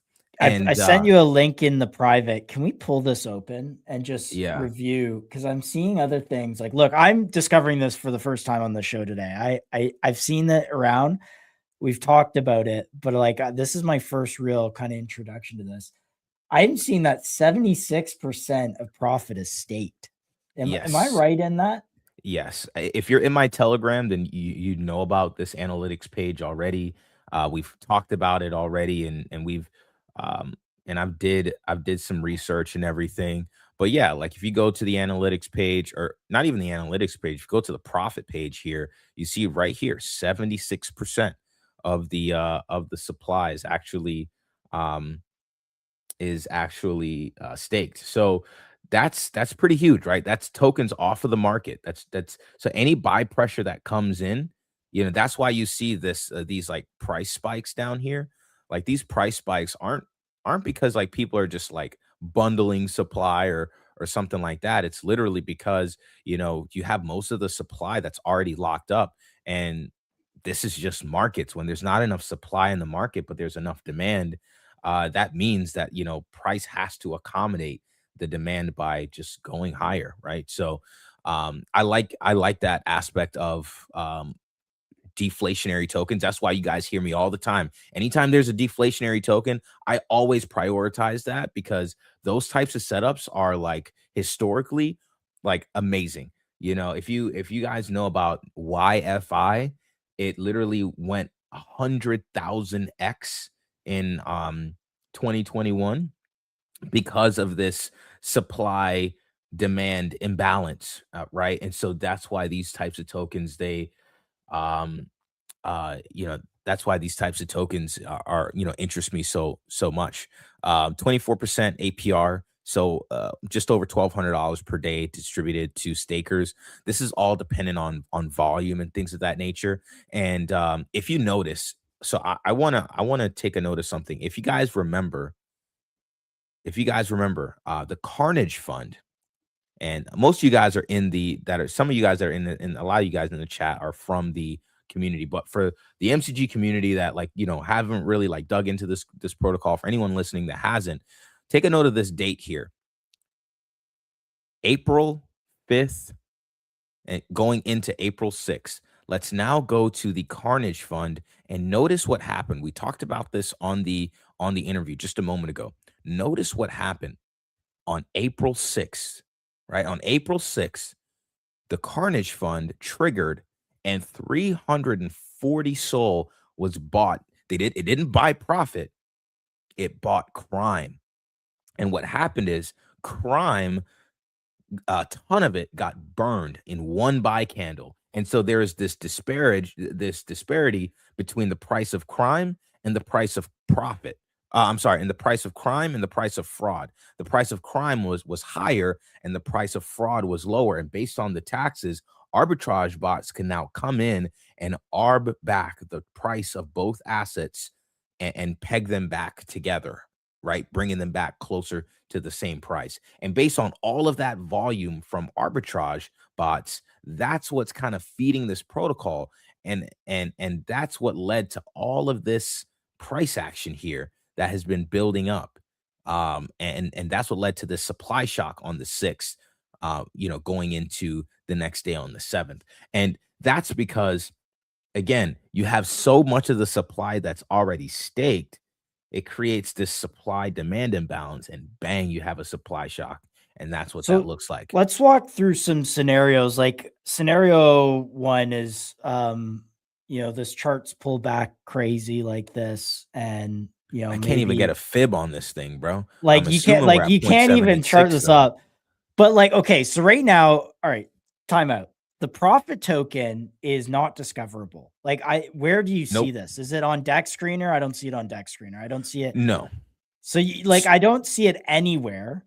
So does that mean that once Jupiter and you know, that other Titan pick it up, it now all of a sudden becomes discoverable everywhere? Is that how this works? Okay. Yes. And I'm assuming potentially that could be a catalyst for more interest in the project for sure.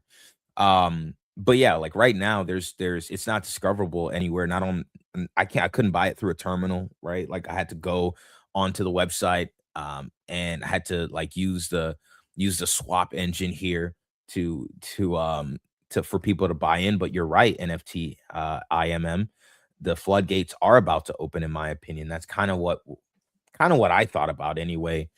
Because again, the barrier of entry is kind of high here. So really, the people that dug in, the people that did the research, they read through the documents, they looked at the staking rewards, at the token mechanics, they're the ones that are like, no, this is actually really solid. This is something, we got something here, right? So yeah, I really, really enjoy digging into this project. Again, it's bringing me back to my like OG like 2021 days when I'm first back in crypto, and it's like all exciting and fun, and community is like figuring stuff out together and everything. So Yeah, and you're right, Rennie. It just keeps building. You know, we have the Mill Fund coming, we have the Futarchy coming. I'm loving that he's going to keep the community arbitrage bots up because, like I told him in the interview, I really see this as being a sort of I see this being a sort of like Ampleforth style community where there are different people that are they're coming in and they're taking advantage of all the things that you can do inside the ecosystem, and everyone is doing something different. Some people just buy profit and stake it, right? Other people like they create arbitrage bots. Other people like they write threads on Twitter for the community, and like you know, like everybody does something different. And if I can, I'd love to build an arbitrage bot. Um, I'd love to build an arbitrage bot for this and just So kind of see what's the what's up. down? All right, so the downside of this is, I think, other than security, I think he definitely needs to try and get that, make sure that's safe. And I think we should send this to some people, chill, and see if we can help them with a like a grant or some sort of security help as much as possible, because this looks like an important, interesting experiment.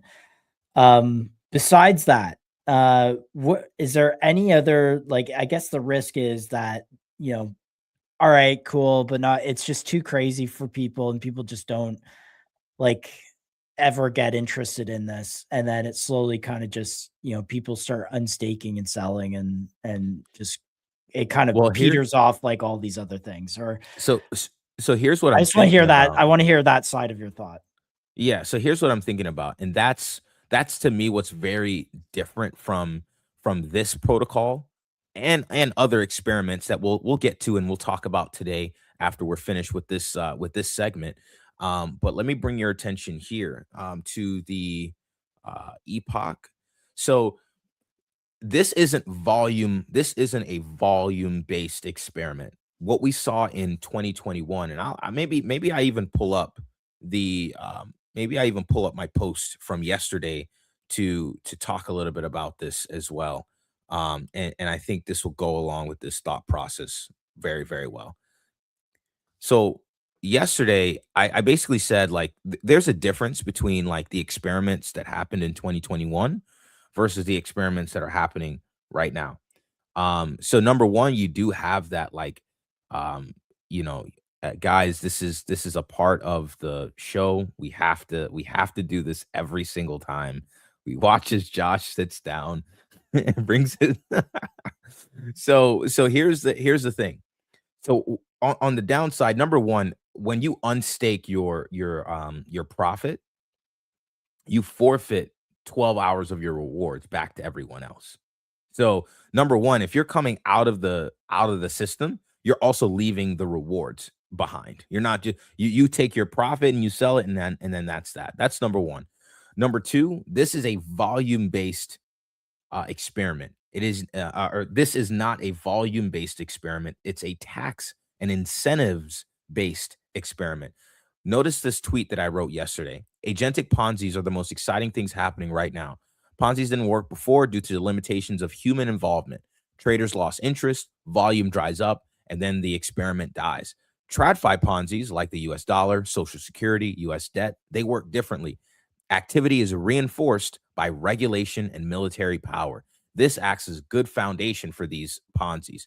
In 2021, these experiments failed because of a lack of perpetual coordinated activity.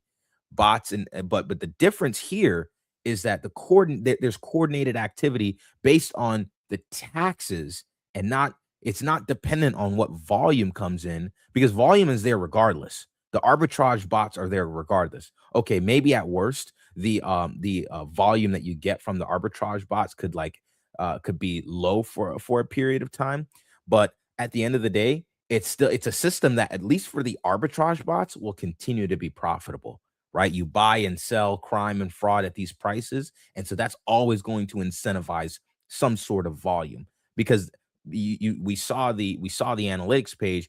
When you look at the activity from the arbitrage, I mean, look at that net.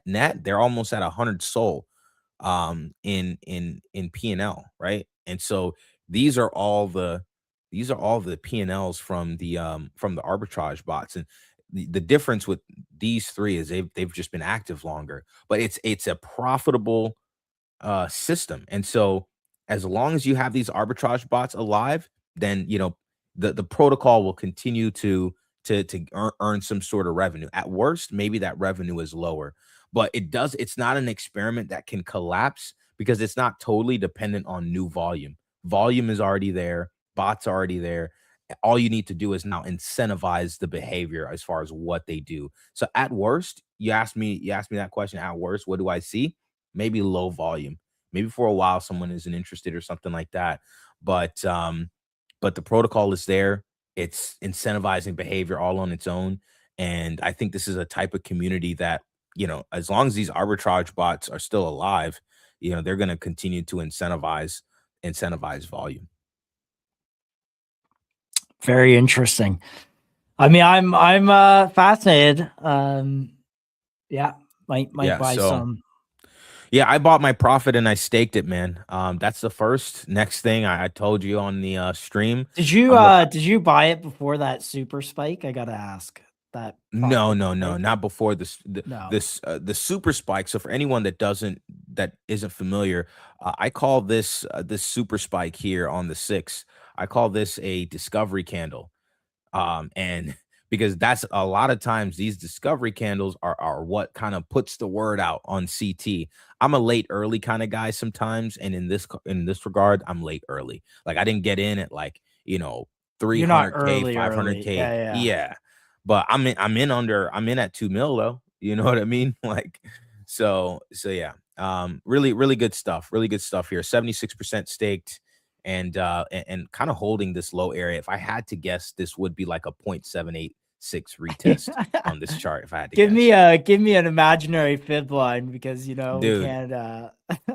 We almost have to screenshot this and try and draw it out somehow. I was about to say that's exactly what I would have to do. Literally, I would just have to screenshot this chart, pull it up on the on my laptop, and just and hit it. All right. And pull it up on the desktop, I should say, and draw on the charting. I wonder if I can do that real quick. That's wild.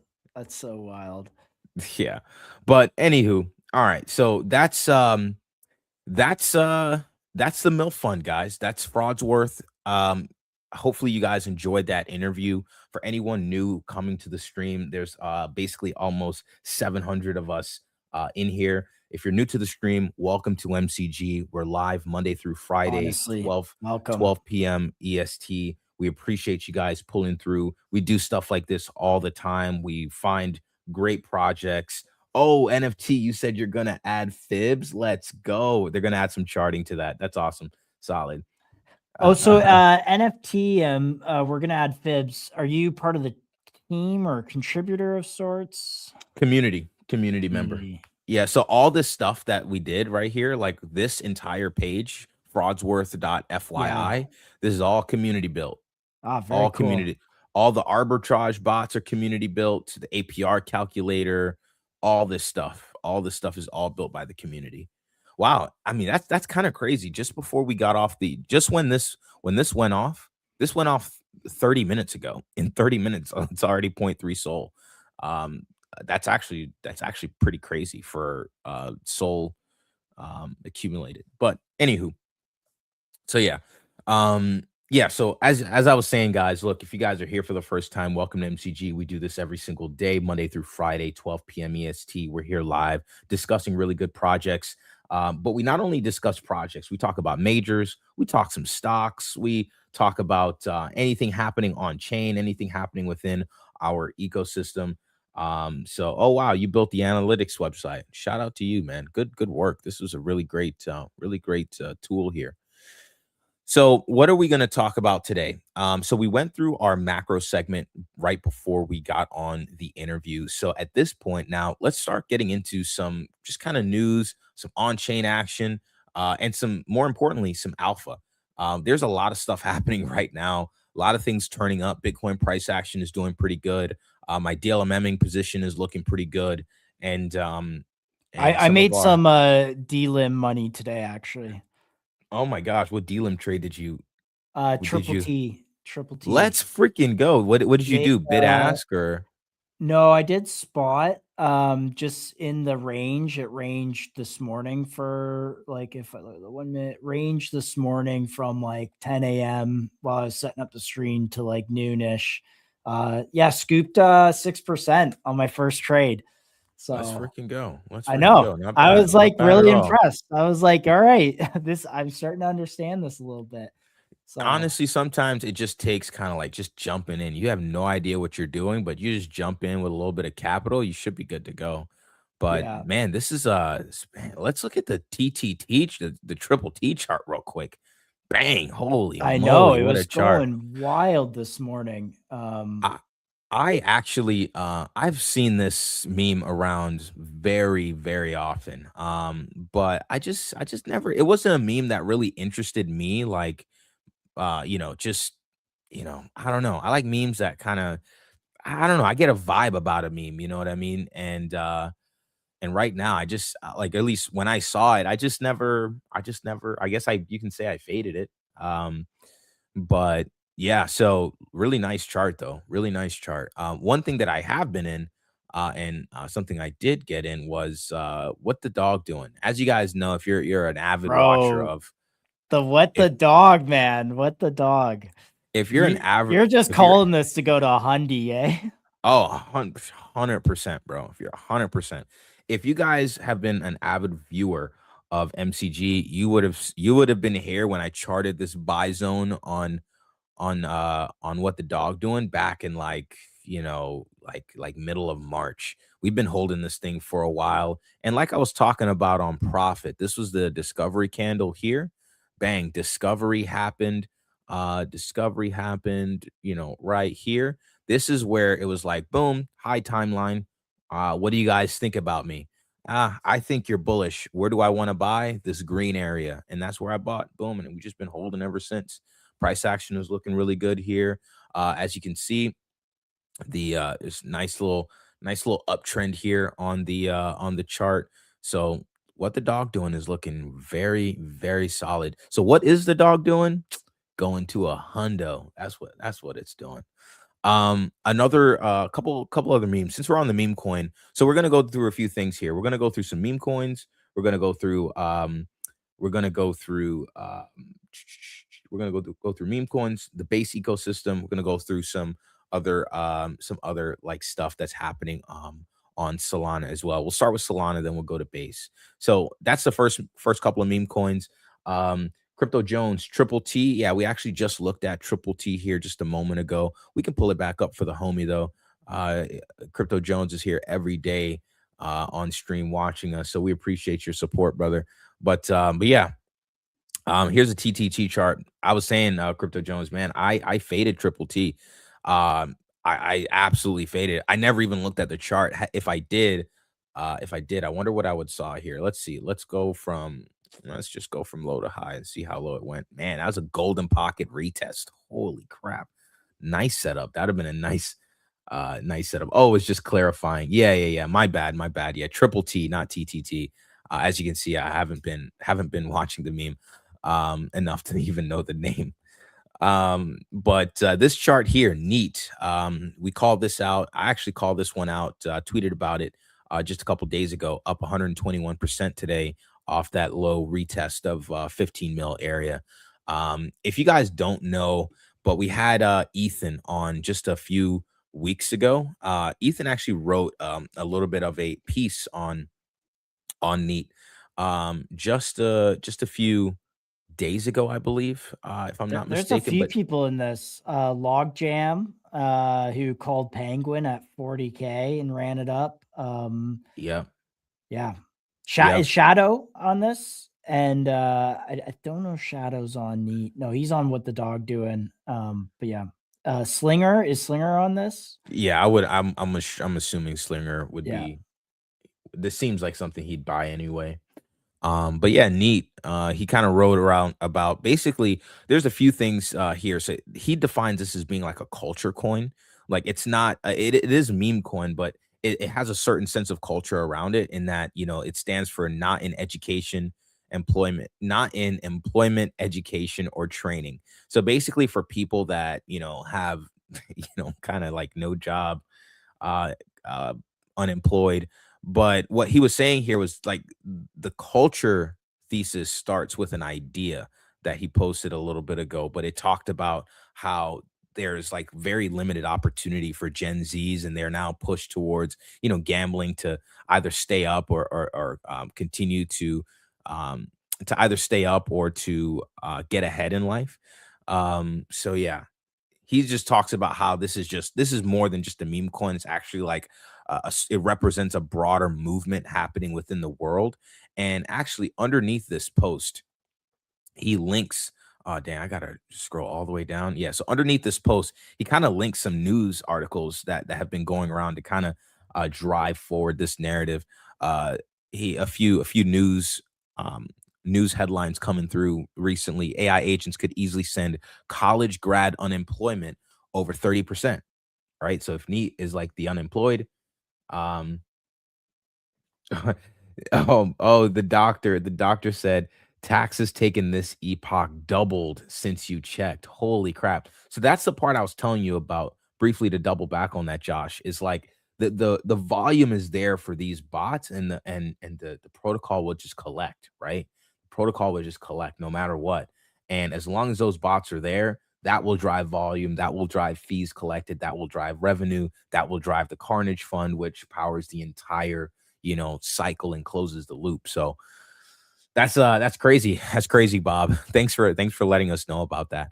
But going back to NEAT here, yeah, just a couple headlines to drive the narrative forward. AI agents,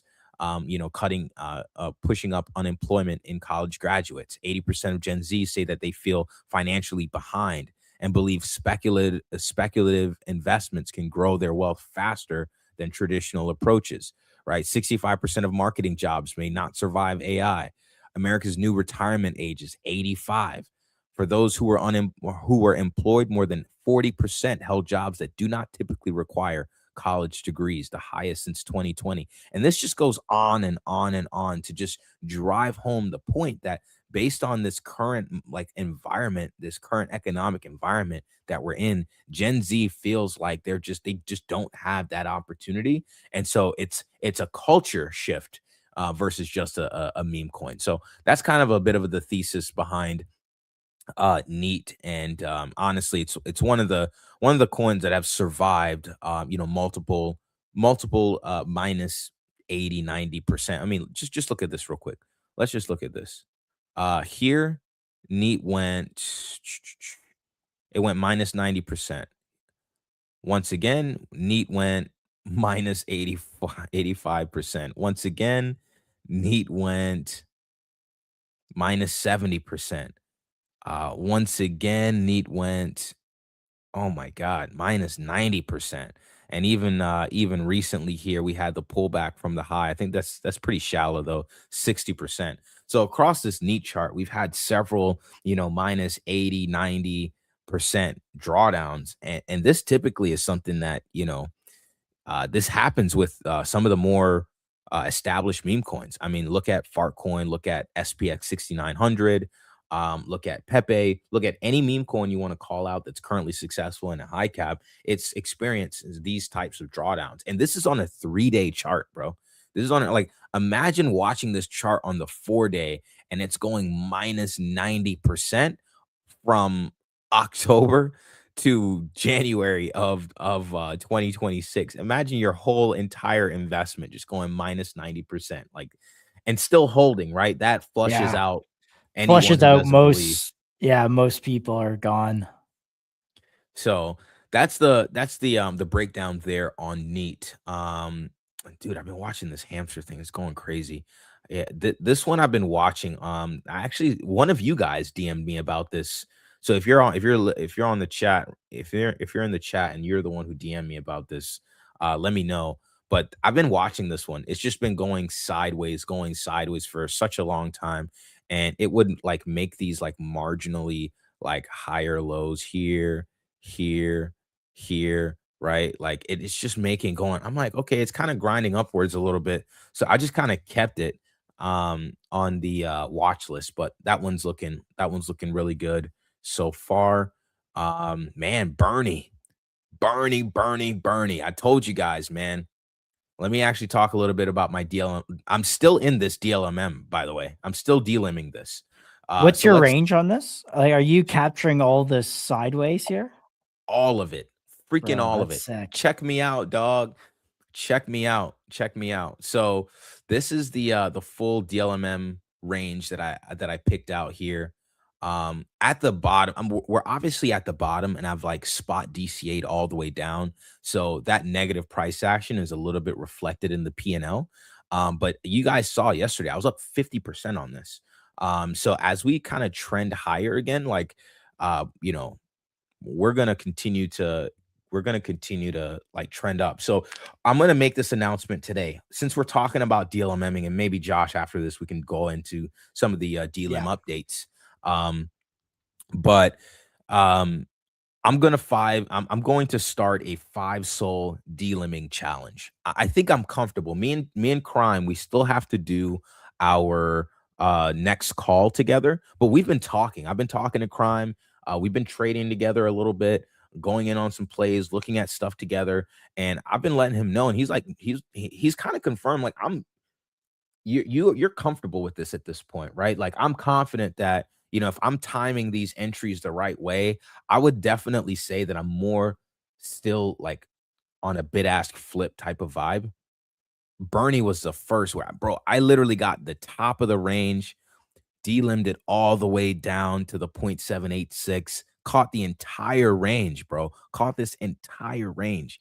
And hopefully, you know, it trends back towards all-time high. I would love to fully complete this range and have this trend back to like 8, 9, 10 mil, that sort of area. So I can completely just like lock in all of this. But as you can see, it's coming back and it's doing well here today. So outside of that, though, we should cover some of these new updates because I think this changes everything.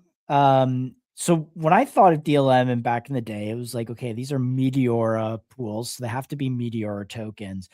And really where the volume in the market is everywhere in the market, right? There's volume in pockets of the market that we want as liquidity providers to provide liquidity for. And so this is, I don't know if you saw these new updates from Meteora, but launching LPs and different pools allows for that liquidity to be discovered. And I think that kind of changes the game here. So I just want to get maybe your take on this. Is it easier to create, you know, new whatever meme coin pops up? Is it easy to create a pool and then provide liquidity for it, and someone else creates it, everyone else can provide liquidity for it? Like, is that kind of what we're seeing here? I think so. Let me actually run through this tweet just to give the audience a little bit of context. So you shouldn't need multiple transactions to start earning fees. You just need one, introducing the new Create UI, one simple flow to set up your pool, add liquidity, visualize your bins, and create your position. I think this is I'll play this video in the background while we talk about this, because I think this is very important. If you guys remember trading back in, like, you know, pre-terminal days, even pre-TG bot days, you needed multiple, like, you had to, like, you know, put the transaction in, put how much you wanted to buy, then you had to confirm the transaction. If it's the first time you're buying, you have to approve the transaction, then you sign the transaction, then it's confirmed, then you're in, right? And that's after charting and research and this and that.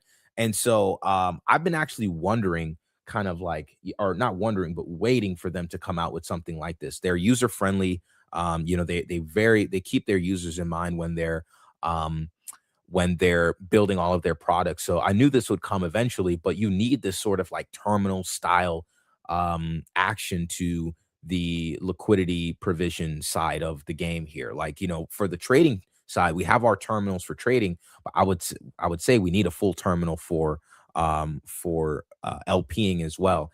And they're getting closer and closer to that eventuality where it's just click, plug and play, you know. And I think this is exactly that, where, you know, for those who actually create the pools. For me, I'm DLMMing, so I'm still I'm still just providing liquidity. I'm not necessarily creating the pool. That's something that me and Crime are going to kind of talk a little bit more about, because there's other things, components, as you can see right here, base fee, bin steps. You have to kind of know what to do with some of these. But I'm glad for because there are some pools that I've wanted to some tokens I've wanted to DLM, but I haven't been able to because maybe the pool hasn't been created. So I think this is just going to, again, incentivize all of that activity. And I really love this update from Meteor. Awesome. And the other one they had was the portfolio tracker. I don't know if you've set that up yet. The portfolio tracker I have not set up, but let's watch this video and we'll talk about it a little bit more afterward. Let me reshare the screen here so I actually have the audio for you guys. Reshare my screen, add it to the stage, and here is the portfolio tracker video. P&Ls for the LP army. All you needed to know is whether you're in the green or in the red. We shipped it, you loved it, and now we're building on top of it. So today, we're introducing a new, redesigned portfolio page on Meteora. Here's what's new. First, the liquidity card. Every LP has their own liquidity card.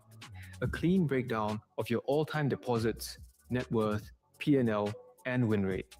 You can also view your performance across different timeframes and achieve absolute clarity on how you're performing. Next, we've revamped the position view across the portfolio. You can now see pool prices and P&L for all of your positions in real time across both the DLMM and Dynamic AMM V2. And now the biggest upgrade, the one most LPs have been asking for. The P&L calendar is live on the portfolio, alongside the P&L line and bar charts. This means you can track your progress each day. If you're stacking fees, you should be able to measure it, track it, and show it. That's what the new portfolio is for. So go and check out your new portfolio, export your liquidity card, and share it on X. Tag Meteor AG and show us how you LP. Nice. I'm gonna export my liquidity card, guys, for my first trade. Yo, for real. Yeah, creating pools is very straightforward. I like it. Yeah, I think the pools being created are a big unlock because basically you want to be able to trade everything. And But yeah, Crypto I'm Jones- getting more into DLMing. I'm like, you put a trade on and then you just see it going in its range, right? And then you just see yourself earning fees.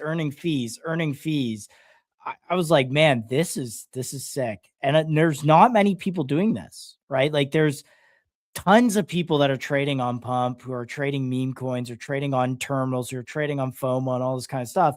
There's a very small subset of people that are providing liquidity in relation to those, traders.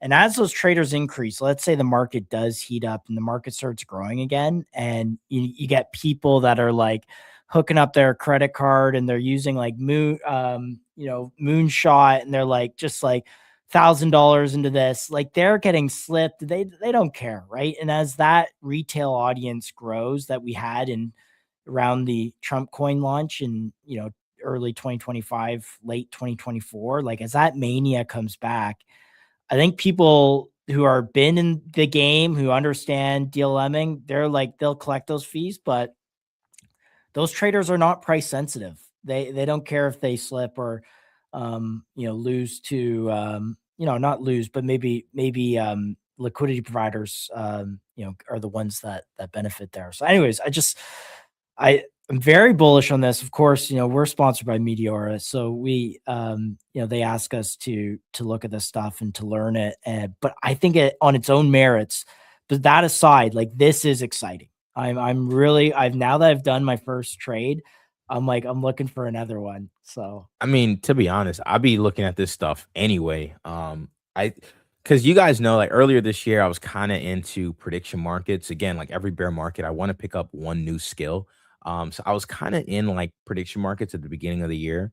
And I think I'll selectively be in prediction markets, but yeah, I would be I think DLMMing is like the perfect fit for my style. It's just combining good asset selection, conviction with the right LPing strategy, and you can literally maximize your gains and really make your money's worth.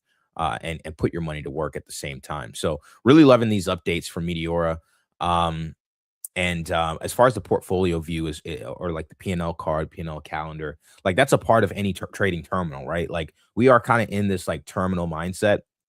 And I gotta double back on this. I called this like 2-3 years ago, where I created a whole thread about like, on-chain getting a facelift instead of doing these wallet transactions where we're just raw dogging the blockchain. We call for this terminal style view on things, and that's exactly what we're getting. However, that's also going to need to come for LPing. So the P&L cards and all that, that's all expected. That's all expected. So there's that. That was the whole breakdown with Bernie. And let me pull my chart back up here so you guys can see it. But that was the whole setup with Bernie. Bounced off the 0.786. We kind of hopefully can reclaim this level on a higher time frame. Would love to do it on like a 12-hour or a daily close. What if you're not in this? So like right now, I could enter this. What's your opinion? If you're not in this, what's your play here? Probably like if it's spot, not a bad place for spot. Maybe like split your, like, what's your budget? Like, let's say your budget is, I don't know, 5 SOL. Yeah, let's say we're doing a little 5 SOL challenge here, Yeah. Let's say there's a Chill Josh 5 SOL challenge going on, and we have some SOL. And so what's the play here? If I'm looking for an entry on this, like I'm waiting to see how this candle cools off. Wait for new all-time high to enter, in my opinion. Really, you're gonna enter all the way up here. I don't know. I don't like. I wouldn't. As far as DLMMing, you're probably talking about DLMMing. Yeah, for DLMMing, I'll do a bid-ask flip on this. To be honest, that's what I would do. I would honestly wait to see where this candle closes. Maybe wait for it to close back down closer to like, if we want to really be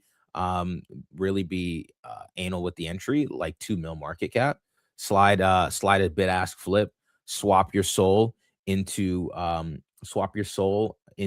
Bernie, do a bid-ask flip strategy, and then DCA out and just collect the fees. So you'll essentially DCA out on your way up, right? And you'll just keep DCAing out until you get the top of your range. And honestly, I would even, if Bernie like goes up again, I'm assuming it's getting to at least 10 mil market cap, right? So I'm bid-ask flipping into 10 mil market cap, low key. Boom, collecting the fees all the way up. That's what I would be doing right now. If I'm entering right here. But yeah, you're right. Crypto Jones. If I were to DLMM and like wait for, let's say, a 15 or I should say a 10 mil market cap entry, then you can bid-ask flip on the way down. Right. And What maybe about set your range. Do you sorry, Chill, if you want to finish your thought there. No, I finished. Go ahead.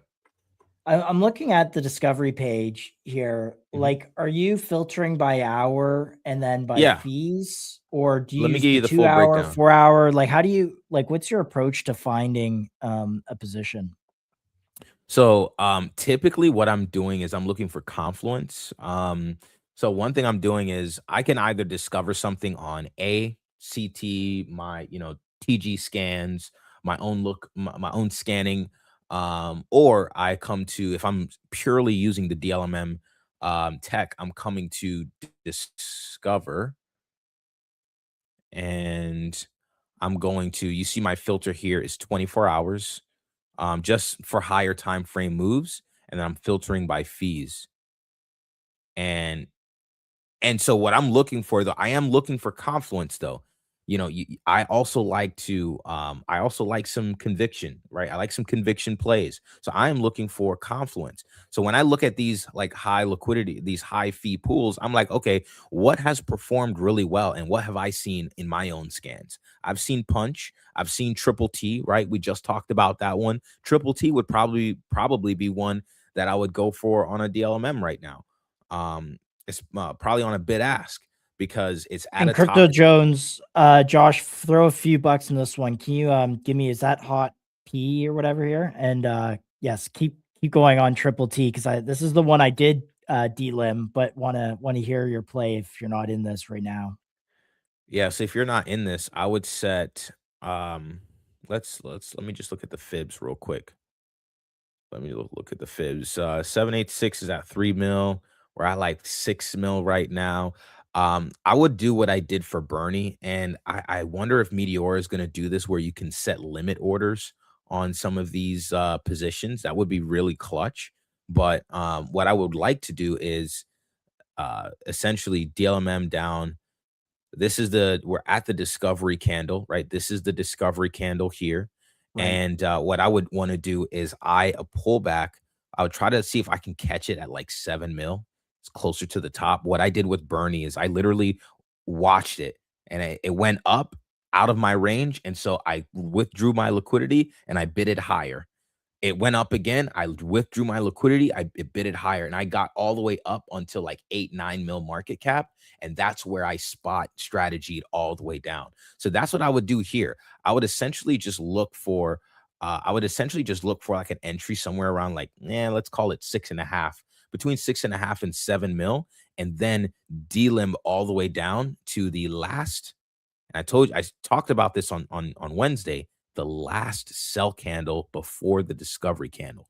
And this is where I would set the bottom of my range. Somewhere here. Come on, you can do it. There you go.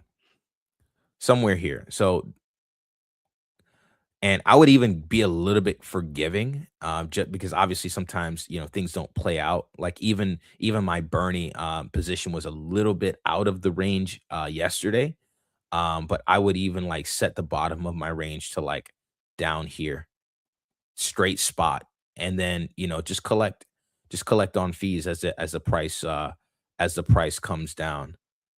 So that's essentially what I would do on this chart.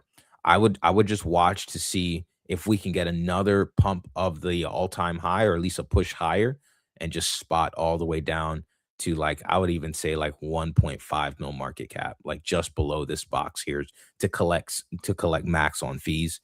And yeah, that's how I do it. So you're clicking spot, and then are you putting in like, let's say you have 5 SOL, you're putting in like 1 SOL there, right? So you're putting your SOL in, and does it auto buy the Triple T, or is it just gonna in that range, it's gonna buy in to whatever the token is?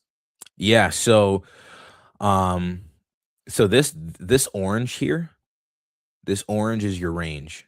So Yeah. I'd put the bottom of the range there, the top of the range up here, and that would essentially be okay. Hold on. I don't know why. Why is it going higher? There you go. Why is it going lower now? All right. I don't know what's going on. I don't know what's going on. Hold on. Let me refresh the page. It's like having a mind of its own real quick. But yeah, that's essentially what I'd do. I'd set the top of the range, at 6.5, 7 mil. I'd set the bottom of the range at about 1.5, 2 mil. And on a spot strategy, all it is, guys, the simple way to think about it is DLMMing is market making. That's all it is. That's all it is. You're buying and selling this chart. That's all it is. And you're collecting the fees on your buys and sells, at least a large percent of them. So keep that in mind. Meteora, they're an AMM, right? So they facilitate buys and sells. So with this dynamic liquidity market making, you are a market maker in between a certain range. So in this range, you're buying and you're selling. The difference is, instead of the fees all going to the AMM, Meteora, a large portion of those fees are going to the user, right? So you're getting rewarded for providing liquidity into a part of the chart. That's really what's happening there. So you're becoming a market maker. So this will be the range. I'll hit spot. So like you'll put in 1%. You'll put in let's say a Solana, not 1%. Let's say you have 5 Solana. You put in 1, 2, 3 SOL, how much ever, and you do spot, or you can do bid ask. a lot of people like to do bid ask, but in conditions like this, it's kind of risk on. You don't really know how much continuation you'll see on some of these charts. You don't know how much some of these charts will pull back. So I like to do spot. So it gets you nice, even DCA ins instead of with bid ask, where it's like smaller DCAs. And as it goes to the as you trend toward the bottom of the range, the DCAs get larger and larger and larger, right? So that's how that works.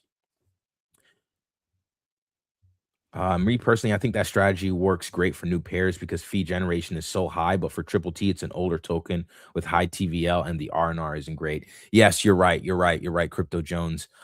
There is an aspect of like earning fees, where if it's an older token, like there's already so many people already like hunting for farming fees on that chart. So, essentially it's the R&R isn't great in terms of fee generation. But however, I find that when you do the older tokens, yes, the R&R or the R&R might be slightly less, but the conviction that you can have in a token is a lot greater, right? So in something like Triple T, it still can get, it might not have the most fees out there, but at the same time, it can have, some pretty decent fees for you. As you can see here on the fee generation, let's go filter by fees. Let's go to highest to lowest. And yeah, so like, Triple T is still one of the highest generating fees in the last 24 hours. Yes, that volume can taper off and stuff. But that's a good So look at DLMMing. in Triple T, for instance, because I'm definitely trying to understand this. So you go back to Triple T. Yeah. So here the risk is, so let's say you use spot, which means that your like as the price goes down in this orange range here, you're getting filled on the other token, the Triple T token. As price goes up from your entry point, it's getting you out in SOL. Is that correct? Yeah. Okay. Yeah. So the real risk is that it drops below the bottom of your range, right? But then as it comes, then you're a holder. You're 100% into that token. And then as it goes back the other way, you're 100% out. Yep, 100%. So on the way down, you're DCAing in. On the way up, you're DCAing out. And remember, like candles can go down, then up, then down, then up, then down, then up. So that's the trading activity. You're a market maker. So every buy and sell, there's a fee that's designated going to Meteora. What Meteora has said is, hey, look, we don't want all of it. Let the community take most of those fees to themselves just for providing the liquidity to market make. Okay, boom. Here we have it. Here it is, guys. Here it is. Here it is, right here. Bang. 6.5 mil. This is the call right here. Triple T, 6.5 mil. Conviction token where it's not going to zero, but likely can do something meaningful in this range. This is my first bang spot. I do spot on this. Again, I showed you guys the full setup range all the way down to 1.7. And this would be your entry literally right here, right? Called on stream. You're welcome. Called on stream. Right now I am still in my my other position. So I'm still in the Bernie position. So I'm not even We'll get the MCG hedge fund ramped up here. So actually, guys, speaking of this, I think I might have mentioned this already, but we are starting a 5 SOL challenge for DLMMing. So I'll be doing a 5 SOL challenge. I feel more comfortable. Crime has also kind of given me a little bit more confidence. Like, no, like you actually got this. You picked it up really, really quick. So I'm going to start probably after the stream a 5 SOL challenge. And I might even just mix it in with the portfolio. So it might be like 6 SOL. But 5 soul challenge because even the I kind of had a bad trade on the captcha. I really thought like we were gonna go back up, and it just did not. So I Reviewing did take. that trade, can we go Mhm. back? Can you pull that one back up? And I know it's hate pulling up your losers kind of Nah, you're situation, good. We but gotta and I just want to learn from that experience. And yeah, let's see. So captcha this yeah, chart and you didn't here. get dusted as hard as LB did. Oh, Oh jeez. my goodness. Oh my gosh. Poor guy. Shout out our homie. Shout out the I know homie. we love the homie too, but man, that so this ended up just being okay. Yeah. I, So I so I don't know if you can pull up your closed positions on this, and if it I walk us don't through this think kind of so. situation. Close positions. Yeah, as you can see here, minus 54%. Yeah. Uh So like providing balance to the situation is like, um, I did get a green trade. Did get you a did get green a trade green on that. trade. But yeah, I Is just when it goes to basically just kind of goes to like zero. Like for new launches, you get volume, yes, but you kind of got to monitor a little bit. Like what happens if it falls out of the bottom part of your range? Like should you look to cut the position at that point, or yeah? Like so what are your thoughts? it's a very similar, I mean, you're trading, right? Like it's still a trade. It's very similar to just a spot trade. I mean, if you're below entry, you have to evaluate, okay, like is my thesis invalidated? First, going in, you have to know what's your invalidation. For me, my invalidation is 2 things: time or price, depending on the thesis. Or it could be like a mixture of other things, like it could be, is the narrative holding up? That could be a whole. Is the narrative dying? That could be a whole sort of invalidation. With capture though, the way I messed up on capture is I thought it was a longer term play. I'm like, wow, like we're in a bear market. Friend Tech from last bear market actually did pretty. The tech was like did pretty well, and there's a few other like social tokens that popped off. So maybe this could be something. Like everyone's bored, they want something to do, so they're going to try out some new social media. And so that's why I bid asked on this one from the top down, and I did a bid ask. I didn't do a spot. So I bid asked from the top down. I was below my range, and I was like, and even when I was up, because like I essentially was in here. I think this was my range here. I think I was in like up here, and um actually, let me see. And this would have No, only worked because you chose spot. You were getting filled that whole way down. If you had done a bid ask, it would have n- filled you less at the no, I top did a and bid more at the ask on this bottom. one. Okay, got it. Yeah, so I did a bid ask on this one. And so I was I think the top of the range could have even been up here if I'm not mistaken. So either way, I was in the range, and like as price was going down, it dipped below, it came back above. And right here, I was actually in decent profit. I was up 30% right there because I did all of that because it ranged a ton right before. So I got a lot of fees off of that. The thing is though, I did not claim my fees and convert them into Sol. That's that's because I'm also using you must have got greedy because capture printed well. Well, so here's the thesis on DLMMing. I want to build a bag using DLMMing. When you earn fees, you also earn the base token as well as Sol. So the Sol that I earn will just go back into my next trade along with the Sol that created this LP position. But the tokens that I earn, I want to hold that for long term. So that's why Crypto Jones, you might see me go for some more established tokens as well, like a triple T, for example, because these tokens can do good long term. And so you can honestly like build a position through DLMMing, right? Earn all of those fees in the base token.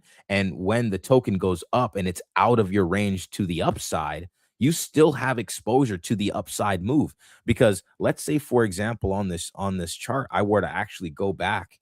Let's say I were to go back and into this chart. Let's say bang, it goes up instead, and it's out of my range up here. I have no exposure. If I don't keep any of my my taxes and I convert it all to SOL, I have no exposure to this upside. I want exposure to the upside. I'm looking for tokens that I can essentially earn fees, get the base token, and then still have upside exposure after I'm out of my range. So that's kind of like what I was looking for with capture. And I was like, I was doing so good on that position. I should have closed it out for a small win, but I decided to hold it, and I got punished for that. So that's why I got the minus 50%. So I'm almost like it almost makes me want to adjust my strategy. Like, okay, if I'm up and I'm claiming fees, if I'm in the middle of the range, I'm up, bang, let's just go ahead and Lock it in. claim it and lock in the profit, right?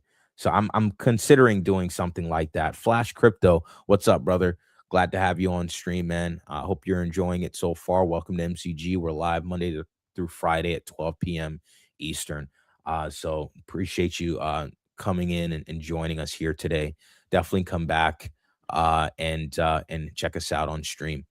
So that is that was the capture trade, and that's kind of like the DLMM trade. I'm trying to get used to filtering. I learned pretty quick it's best to take profit and cut losses early. Yeah, no, absolutely. It's a balancing act, right? It's all a balancing act. And that's why I say it's still trading. You're still trading. You have to be still like a pretty good trader to do well with DLMMing, which I again feel like it's a natural fit for us that like to do stuff on chain. So that was like DLMMing. As we kind of go through some of these charts too, I'm trying to make it a habit to also look for DLMM setups. So I'll continue to. Okay. Mhm. We're doing things here, guys. We're doing Yep. things. Yep. All right, yeah. Hold on. I'll tee it up to you guys. I'm okay. We're definitely DLMing right now. So all right, Crypto Jones, I didn't want to say it, but I did take that hot P DLM, and I just made a little 7% on that right here. So now I got 2 trades under my belt. My portfolio is definitely moving in the right direction. Look, I'm experimenting here, but I've made 0.1 SOL, and all I've done is sit here and listen to chill talk for like 10 minutes. So And that's the thing, like we're at the same spot, the same place capture was in when it broke below my range. We're in that same spot here for Bernie, right? It broke below my range, but I'm still pretty bullish on Bernie as a meme coin, right? Along with the rest of the markets, kind of, people are kind of flipping bullish here. So Crypto Jones said, it got scary for a minute. I was worried I gave you a bad call. no. You know what? Your talk around taking profits quickly inspired me just to close it, take the profits, sell it. So you're good. And I feel like that's kind of what DLMMing is for in a bad market, is just kind of like locking in profits really early. We're in a market where we can't really be long-term bullish on anything happening like short-term. Like when was the last time we saw, a 100 mil runner, right? A 50 mil runner, a 30 mil runner. When was the last time? So we're in this market where ceilings are low. So you kind of like just have to run. You have to just take whatever profits you can find. But I'm a dreamer, man. I'm a dreamer. So I'm gonna stay in this Bernie trade and see how it does for me. If we get back to maybe maybe call it like 6-7 mil, maybe I'll cut then, because I'll be up like 60-70%. But if you can just stack up, 40, 50, 60% trades, just claiming fees, farming fees, because this chart, like, it's been just essentially going sideways here, and I'm still up like 25-30%. So yeah, not bad at all. So let's see. So that's it. That's it for the meme coin sector. Yeah, one last thing I'll say on this DLM segment Yeah. is I'm hooked in now, Crypto Jones, because I don't care about the token. Like actually, for the first time, I'm uninvested in the whatever the token does. I'm just looking at the fees. I'm like, okay, the fees are generating. Yeah, this is definitely hooking me in for sure. I'm getting it now. I mean, look, you can still lose money here, so you still got to be a trader, but it's just something like I've never experienced before. So now we're 2 for 2 on my D-Lim. Man, Meteor is gonna love this that we're getting into this. So Yeah, 100%. Delimbing is really nice. Dang, I'm just looking at this maxing meme coin chart. This is actually looking quite good. So It's to actually like, do looking you look quite at a good here. chart like this and be like, okay, I'm gonna either buy it or DLM it? Like, what do you think on a chart like this? See, like this one is more like still a spot entry because this would be on a DLM chart. This would be a bid ask flip. So you would essentially swap SOL into the token. So you swap into maxing in this case, and then you bid ask flip. And I would honestly do a spot flip. Again, I know the D-limmers, a lot of them do bid ask, but I'm actually loving spot more than bid ask because I get more. It's more forgiving to the range, and I still get to Yeah, do because and the fees. reason is if you look at the shape of the bid ask flip is you're not concentrated all your liquidity at the closest price to when you enter. You're giving yourself a little bit of forgiveness that if it comes down, you get into it more and more. And then as it goes up, you kind of exit more and more. Is that correct? So basically, yeah. So with bid ask flip, as you're going lower, I'm sorry, with a bid ask, you start small, and as you go deeper into your range, then you get bigger and bigger DCAs. Right. The Which is how you problem is- should trade. But Yes. emotionally, people are like, no, I got to be in it full size right now. Exactly. But the problem is with a bid ask, you don't know how deep in that range that token is going to go. So if you end up only dipping a little bit, then that means, that means and this is also like how are you setting your range, right? Like if you also kind of can use some like TA and some fib levels to kind of set your ranges, you could potentially like be too big of a range. You don't go deep, so you don't really get the bigger DCAs in, and so now you're collecting fees, but it's minimal. So that's why I do spot, because spot is equal across the board, equal DCA ins across the board. It doesn't get bigger as it goes deeper in your range. It's all the same. So I would spot DCA this right here on Maxin. Look for a breakout, bang, bang, bang. Maybe it goes to 10 mil, bang, bang, bang. Like just that's all I'm doing here on Maxin. And this is kind of how I see the Maxin chart actually playing out, at least a little bit from here, from the little that I've looked at just in this last little second. But this actually looks I do 80% bid ask, 20% spot. Yeah, no, that's solid. That's solid. Let's see. So that's the meme coins. Flash Crypto, do you think the new meta is an AI project on base? That's an interesting question. I don't know if there's going to there's a meta right now. If there is a meta, I would say it's experiments, like DeFi experiments, either agentic or DeFi AI, like a DeFi AI experiments. Yeah, I would say if there is a new meta, that would be it. Whether that's on base or on Solana, I think that remains to be seen. But real quick before we go to base, and we will, man, I told y'all this hamster token, man. Look at this thing. Since we've talked about it, this might be a good one for a bid ask, or a spot like somewhere around the 750, maybe even 800 area. So after price discovery, you set it at the 780, and then that's the top of your range, and the bottom of your range is back to 200. And as it goes into that range and trades around. Yep. All right. So now you see the mentality is different. The mentality while you're trading is, oh, I just want it to go higher. Oh, I want to chase that. Yeah. This mentality is no, go high, but make sure you rug me. Make sure you go lower afterward. Yeah. Like, you know what I mean? So I'm actually going to look. This is a setup I'll look for on Hamster. And again, guys, I'm starting the 5 soul DLM challenge here. So I'll combine it with the 2 soul challenge that I had, but it's honestly more like 0.8 because of that capture trade. You got some work to do, bro. So I got some work. I got some catch up work I got to do. But I want to generate some big P&Ls, bro.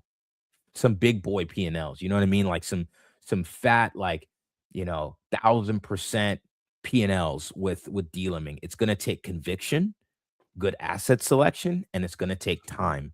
But I'm willing to just like do all of that, farm a ton of fees, and just to showcase the power of the Meteora DLimming technology here. But yeah, this is the setup I'm actually going to go with.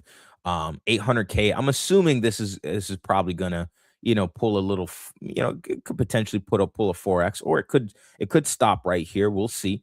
I'll take a look at the chart in my off time, but like this would essentially be, if it goes this high, a discovery candle. This green box would be the red candle before the discovery, and I would essentially just collect fees as it goes down and from and when it reverses, I then have like a bag on the side, and then I'll also have the gains from DLimming.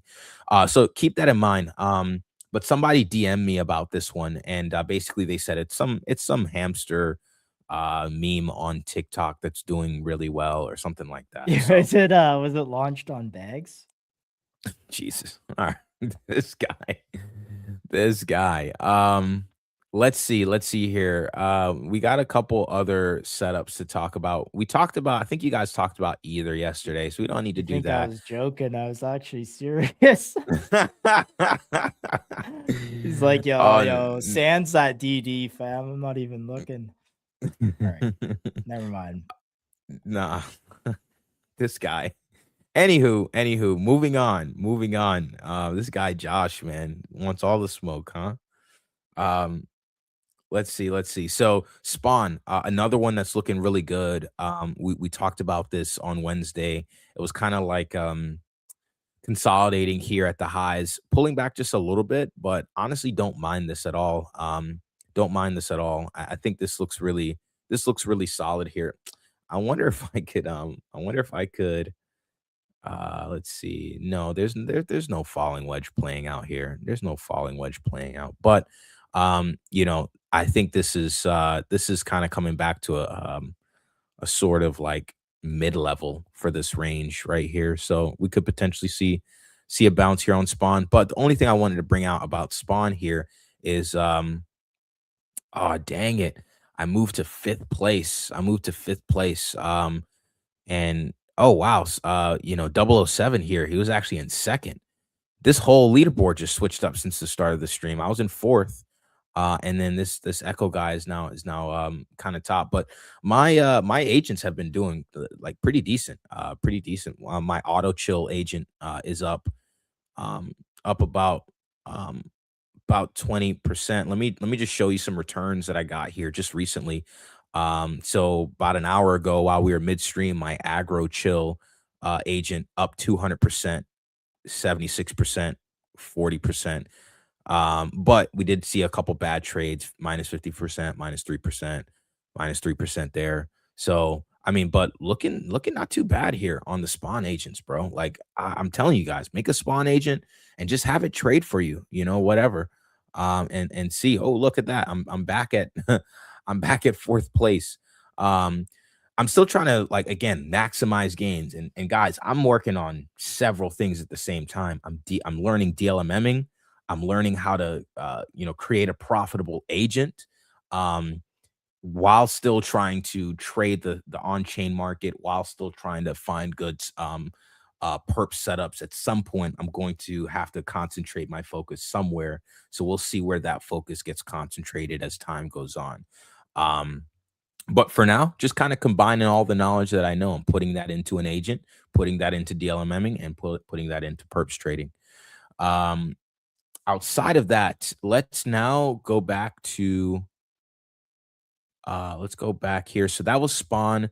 There's another if you're in my Telegram, you probably You probably already know about it, but I don't know what's the market cap on this one. I don't know what the market cap is.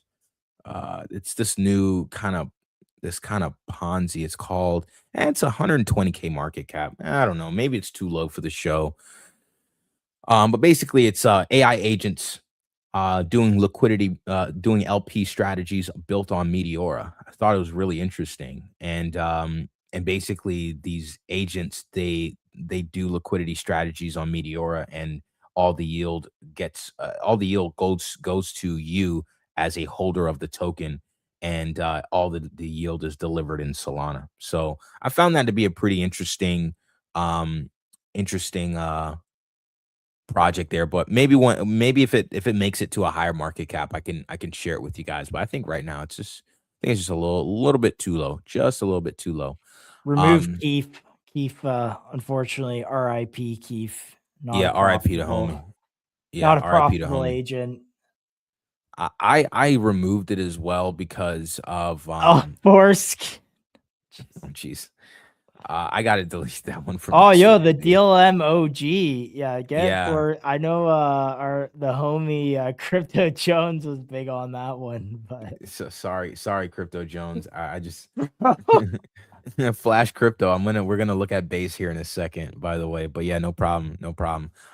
So DLMM, the OG protocol that automates DLMMing and basically buys and use the profits to buy back and burn its own token. I think that when we talked about this a while ago, I told you guys this is going to be a slow cook. This is not going to be like your quick. Okay, this was the range. I knew I had this chart had this charted out already. Yeah, so here's the range on this chart. Maybe we go to a 3-day real quick to see how this looks on the 3-day. Yeah, this looks really nice here. Let's bring that down a little bit. Bang, that'll be right there. So that's a nice little range there on DLMM. But I think they had the reason for this pump, from what I heard, they had a really huge buy-in. I think it was like $5,000 or something like that. So they're getting chunks of supply. And shout out Slabs, man. And maybe if we can shout them out in the show notes too, just tag them. But shout out Slabs. They've been doing really good work. They've been consistently profitable on this protocol and just consistently buying and burning supply with the profits. And that's what you can see here is why the chart has been just kind of holding around this range between, let's call it like 200K and 500K because of that buy pressure. And they have a really good community as well. They have a really solid community over there. So there's DLMM. And I think that's it. I think that's all the stuff that I'm paying attention to. Let's transition over to base. A lot of good stuff happening on base here. First, we see waiting for this to load. First, we see Repo catching a nice little bounce here off the bottom. If you know, we had Repo on maybe 2 weeks ago at this point, but I've basically told you guys how like anytime it goes below this line here, it typically bounces, right? Bang, it tests that line, bounce, test the line, bounce, test the line, bounce. This has been a great place to buy, and as you can see now, it's bouncing up again. Great user metrics, great stuff going around. It's AI data verification platform that uses Futarki with insane metrics from both the user side and the enterprise side. So looks like and there's a lot of alpha that we discovered on our last segment with them. So go to MCG, go to @MCG Live, and then search Repo, and then you'll see our latest segment. There's some alpha in there for you guys. Nook holding this level really nicely. Still watching to see like when some of these charts on base turn around. Some of the OG charts anyway. But yeah, Nook is there. Takeover, we're still monitoring that one. This one, Agent, we talked about this like right over here. Actually, I told you guys the homie Miyamoto was in this one, and yeah, I mean, nice little move up about 2.5x, almost 2x, something like that. Since we've covered on the show, that one looked really well. Some sort of social media protocol for AI agents. That's on base. Let's see here. Banker catching a nice bounce from our zone here. And if we go to the what was it, the 12 hour? Yeah, the 12 hours basically we kind of had this really wide zone drawn out because, essentially this was the bottom here, and we were looking for a sort of bounce in that region, but we drew out this box to say this is honestly like a broad DCA point. But bankers catching a bid. If you guys noticed, VVV as well is catching a bid, and maybe I can add that to my trading view real quick and show you guys. Yep, let's go to bang. And here is the VVV chart. VVV has been going crazy over these last several weeks. And recently we had a nice little pullback here. Just curious on the fib.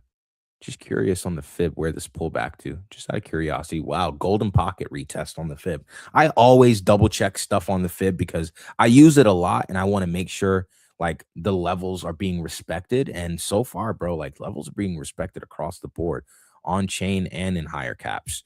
So yeah, nice little place, nice little spot there. Honestly, this was a clean setup, by the way. So not only the fib, but also the smart money concepts, SMC, is what I use to analyze these charts. Oh my goodness, Jesus, who am I, Dom? That's yeah, I know. What is I didn't know Dom was on screen today. Yo, shout out the homie. No, shout out the homie. Nice little SFP here on the 12 hour though. That would have been a good long opportunity on VVV. You, by the way, you can trade all of this on Trojan. You can trade VVV perps spot. You can trade VVV perps on Trojan, and stuff like that we were talking about. The meme coins like Triple T. You can trade all that stuff on Trojan. Bottom left corner of the screen. Scan the QR code. You can get up to 50% cash back. Or if you don't want to scan it, just go to trojan.com/@MCG. Trade with up to 50% off, tons of cash back, tons of rewards for your trading activity. So some good stuff there.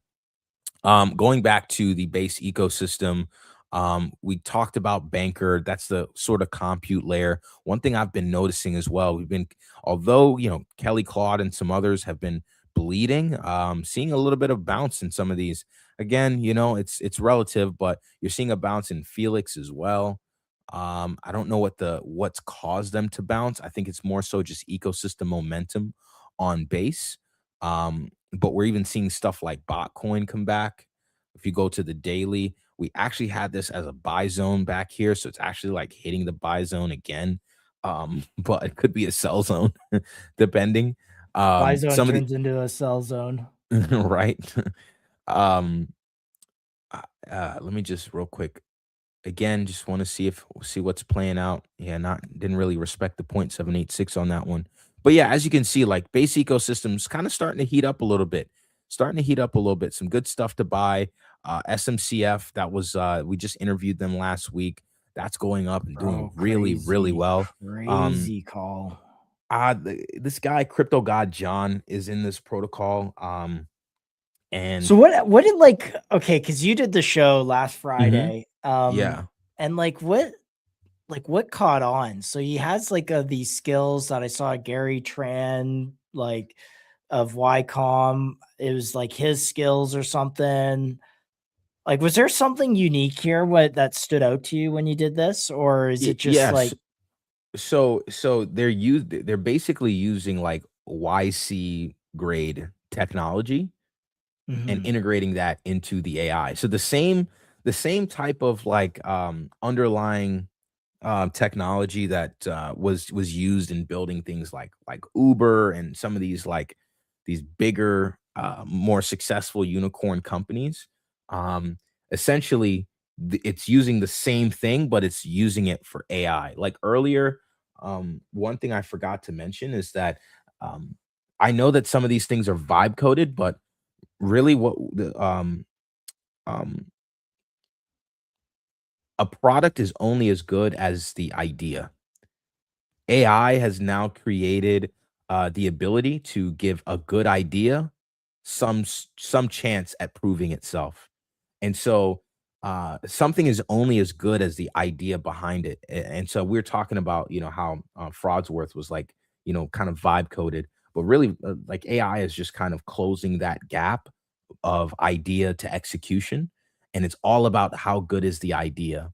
And so Crypto God John was kind of pointing out that it's kind of using the YC framework, but then putting that into an AI. So now you're combining a good idea with a good framework and underlying technology, and then that should produce essentially some sort of runner, some sort of you know um Right. So, but he doesn't have a runner yet. It's more not just yet from what I understand. okay. And And did chat, if he I'm get like wrong, keep me honest. and did he get like a license to have those skills in there? Like what made it that his launch or ZHC company launcher has those skills, but others don't? That's a really good question. I think there's a lot of stuff from the I think his GitHub as well is kind of like showing people some like what kind of like grade this technology is, and people can like verify what he's talking about by means of his GitHub, but I'm not sure the exact Yeah, no, specifics. To no be, worries. if you want me to be on, because it's really just a startup factory. That's what it is. We're familiar with Kelly Claude and how she's the pump fund of apps. This is the pump fund of startups, right?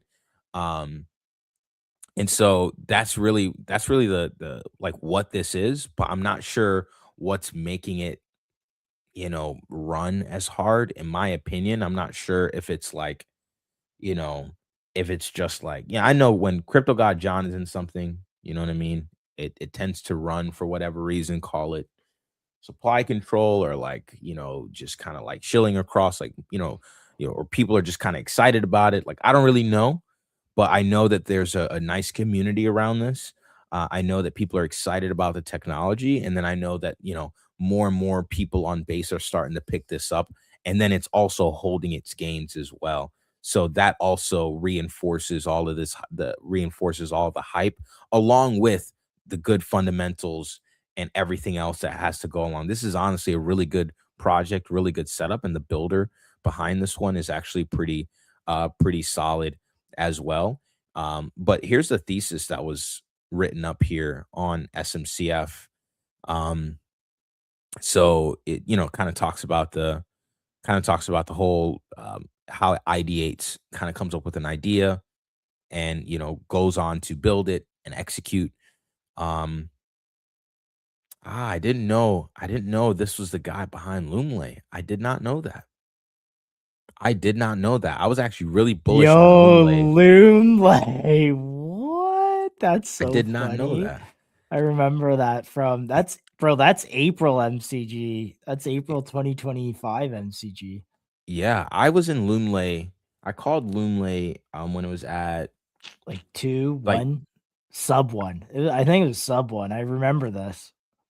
I think it was like 700K market cap or something. Yeah. But I called it like early, like it wasn't even a million yet. Nobody was really talking about it, and like they were like going into AI agents and all that stuff, and it was a really good play for me actually. But I didn't know he was behind that one. Not as good as Moonpig.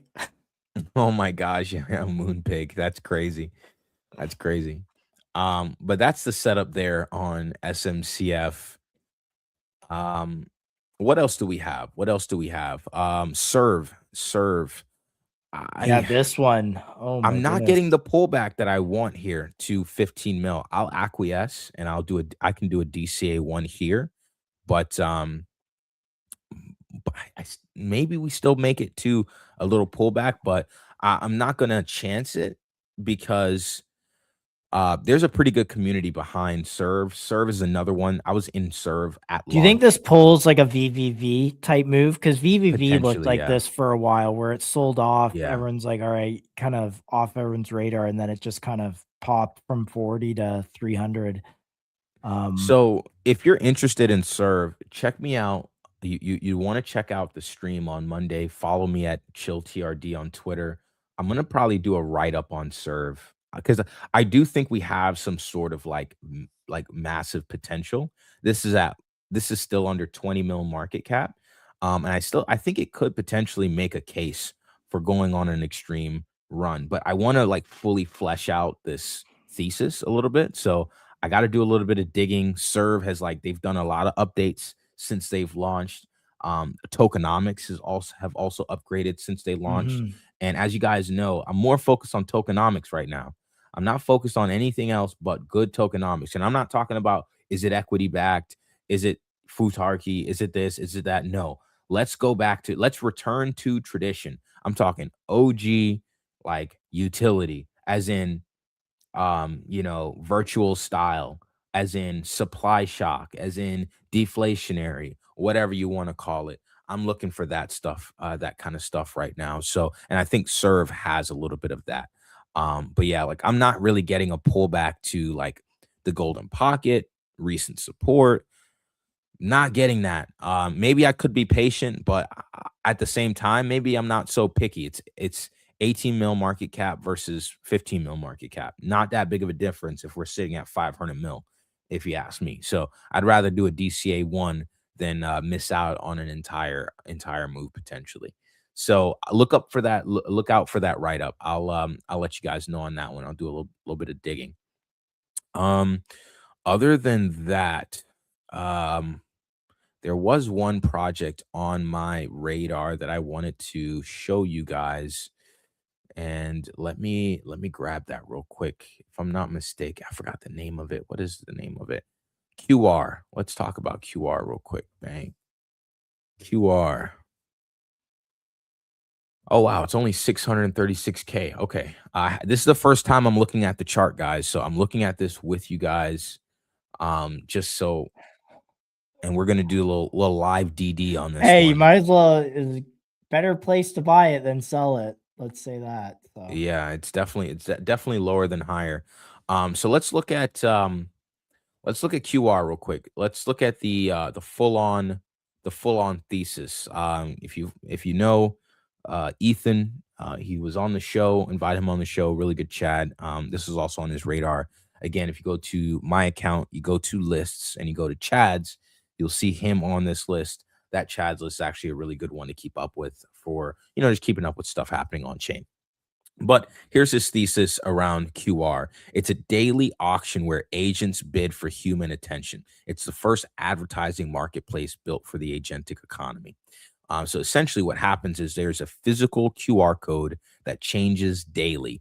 It's controlled by whoever wins the auctions. So the agents bid and then the humans discover. So essentially, like, you have this way of like advertising if you're an AI agent. And this tweet by Jake actually goes into it a little bit more. But essentially he says agents with funded banker wallets basically bid on the auction to drive attention to any link they would like to drive attention to. Winning our daily auction for attention is a great way to get thousands of crypto natives to check out your selected link in 24 hours. And they'll basically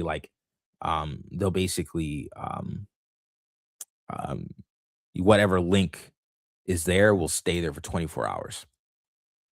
Now, if you lose the auction, you get your money fully reimbursed. So there's no cost to participate, and any exposure you get for doing so is free. So literally, it's a free way for any agent to kind of drive traction and attention to a particular ecosystem, product, website, or whatever. And this is a skill that you can add to your banker bot. And so this is a nice little project that a lot of people are starting to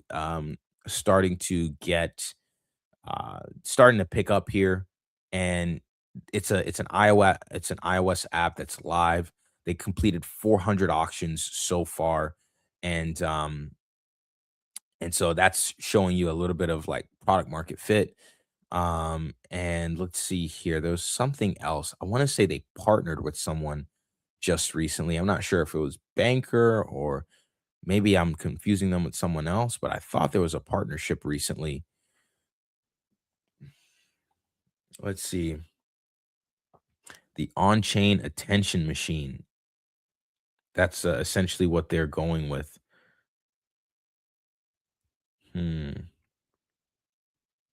Let's see. In the last 400 days, we've generated $214,000 in auction revenue on more than $1 million bids, $1 million in bids. This is a bootstrapped and profitable project that is generally different from anything else you've seen on chain.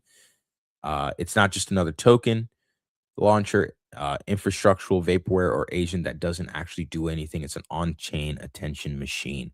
Okay, so nice. I mean, look, 200K, almost a quarter million in revenue in 1 year. That's tough for any business to do. So that's a good sense of product market fit there. Let's see. I'm still looking for the partnership though. I want to see who did they partner with, because I thought they partnered with somebody. Apparently the dev is like followed by like, some pretty big folks. Let me do this. Let's go to bookmarks. Let's go to on-chain alpha. We did that. Let's see, strong product. Oh, yes, partnership with the Clanker Eco Fund. So let me look for that. I'm pretty sure I had that tweet saved somewhere. Yes, here it is. Here it is. So they partnered with the Clanker Ecosystem Fund. So if you didn't know, Clanker was where Banker was built on, right? Just like Pump Fund was built on Meteora, Banker was built on Clanker. And just like Pump Fund decided to create its like own AMM infrastructure to launch its tokens, Banker did the same thing. They disconnected from Clanker and kind of created their own like launcher infrastructure, and so that way they can do it themselves. However, Clanker has still been a pretty successful business. In fact, they bought back 14% of their supply with $8 million. And basically what they're saying is, hey, look, we're not going to use money for buybacks anymore. It hasn't done anything for our chart. What we're going to do is we're going to actually create a fund and we're going to invest into our ecosystem. And so that's where this is going to come from. And so if they're going to invest in their ecosystem, I'm assuming that a partnership with someone like QR is going to kind of see like, okay, where should we invest? And I guess this is also a little bit of a way of directing attention of the fund to a particular agent or project. So that's how that can also be, a pretty good resource for agents. So something for your watch list there, QR. It's up in the last couple of days. So something to keep an eye on here as we move forward. Let's see here. What else we got? I think that's it. This water project is it's pretty low in terms of market cap, but it's an experiment. It didn't have its first legs. I don't got to show the chart or anything, but essentially like this is where the agents, they run liquidity provision strategies built on Meteora. And I thought that was really interesting because I'm doing DLMMing as well. So I also wanted to see like how could AI agents do that. And essentially 51% of the supply is locked.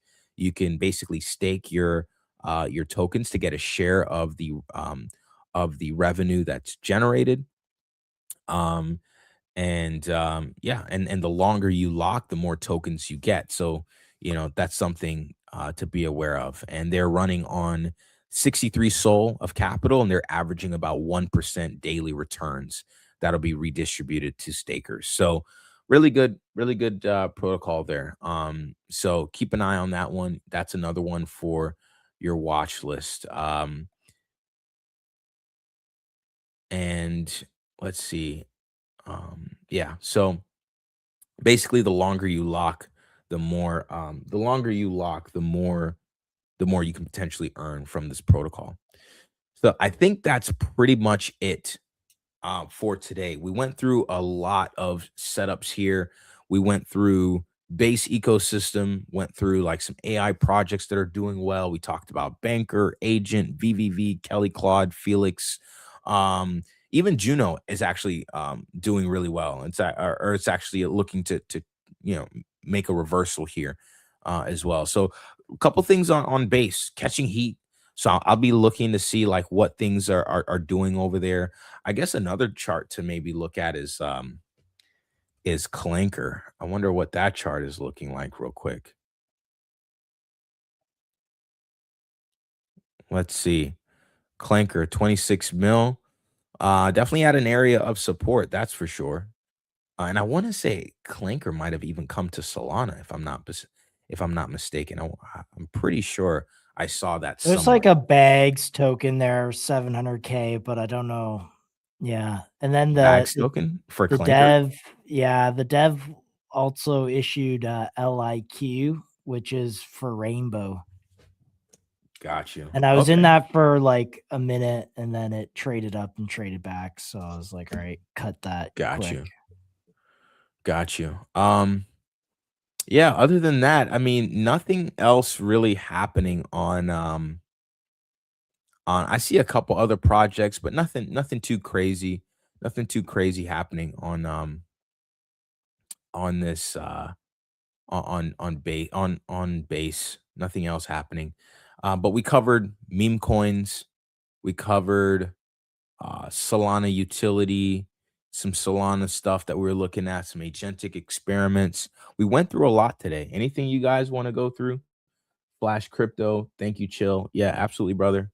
Anytime. Glad we can be a source of information for you. That's really what this show is all about. Just being a source for actionable information, scanning the blockchain to see what we can find, and see what's worth a look. So glad we can help you guys out with that. But Josh, I think this is a good place to call it, unless you have something else. Yeah, no, I think we'll be done for today, and try and think about any last messages for the people. But maybe a last little check in on macro here. I don't think there's. Yeah, we laid it out all at the beginning. There's still like a little bit of risk, so I'd be kind of cautious a little bit. You never know what announcements are going to happen over the weekend. For the sake of the clip, here's what I'm going to do. I'm going to make a definitive call here for the sake of the clip. All right. Bitcoin, is it going to go up or is it going to go down? Nuke it. Send us to the bottom. Send us to 60 sub 60K so I can be bullish. But seriously, we had this SFP print on the 2-day. So I'm wary of that. We have about 5 hours until this SFP closes. Keep in mind just a few quick things on a higher time frame. We talked a little bit about the pivot that normally happens on the 10th, right? Normally, Bitcoin tends to rally into the 10th of the month, and then it sells off. It's been happening for like the last it's been happening since like June 2025, right? Rally into the 10th, sell off, rally, sell off, rally, sell off. And it's been just doing the same thing. It didn't happen in December, but it's been doing the same thing for quite some time. So potentially here we could rally into the 10th and then, sell off. That's the first thing. The second thing, Killer XBT again points to again, great metrics from this guy, but he also talks about how the delta has flipped positive with longs building at the highs. The last time this happened, I literally told you guys I don't trust this rally. And when I looked, boom, he's like, there's also some evidence to corroborate why we shouldn't. So again, could we maybe see like 75K? Yeah, but I'm still gonna be bearish. So even if we're at 75K, a 77K, even again up to 80K, but still I'm still willing to say, like, keep an eye on these levels. We saw an SFP print. It's a Friday afternoon, so we don't know what Trump is going to announce over the weekend. So keep that in mind. But yeah, I'm willing to bet. I'm willing to bet we go down here. If not today, tomorrow, Sunday, like we into next week, we're likely going lower. So sorry to be a bearer of bad news, guys. But if we do trend up here, a lot of things are going to go good on chain. So bottom left corner of the screen, you want to trade. If you're trading on Solana, trade using Trojan. Bottom left corner, scan the QR code, or if you want to type it straight into your URL, trojan.com/@MCG. Guys, that's the show for today. Hope you guys enjoy your weekend, man. If it's bullish, we're probably gonna be trenching together. But if it's bearish, I'm gonna be touching some grass. Follow my TG link in my personal bio if you want to keep up with what I'm doing. Follow @MCG, follow our main account, so that way you know what MCG is doing as well. We tend to have some really good guests on the show. This week we had really awesome guests like Titan, like Fraudsworth today. So many good guests coming on the show. And then we have more guests coming on in the future as well. So you want to follow us @MCG Live on Twitter. We've been in price discovery as far as followers are concerned for quite some time. So help us get to 10K by the summer. And look out for the tweets. Bear market building, hopefully we can see a nice turnaround, and ideally we want this to be a discovery spot for projects, and so people come on the show, you get a good idea of who they are, what they're about. Like, for instance, the Fraudsworth guy on today, like, I got really excited about what he's doing. Just seemed like a really genuine dude. So picked up a position of that, and we'll see how that goes. I like it. Very pure, interesting game. Yeah. So hope you guys enjoyed the show today. Ton of alpha, ton of value. We'll be back on Monday through Friday, 12:30 p.m. Eastern time. You see it on screen there. Join us next week on Monday. Have a good weekend, guys. Stay safe, trade well, and we'll see you soon. Good luck, DLMers. Go to Meteora.ag and go try DLMing. Be well worth your time. I think you'll enjoy it. It seems like it's way more EV positive than just aping random stuff. So go learn to DLM. See you guys. Deuces. Deuces.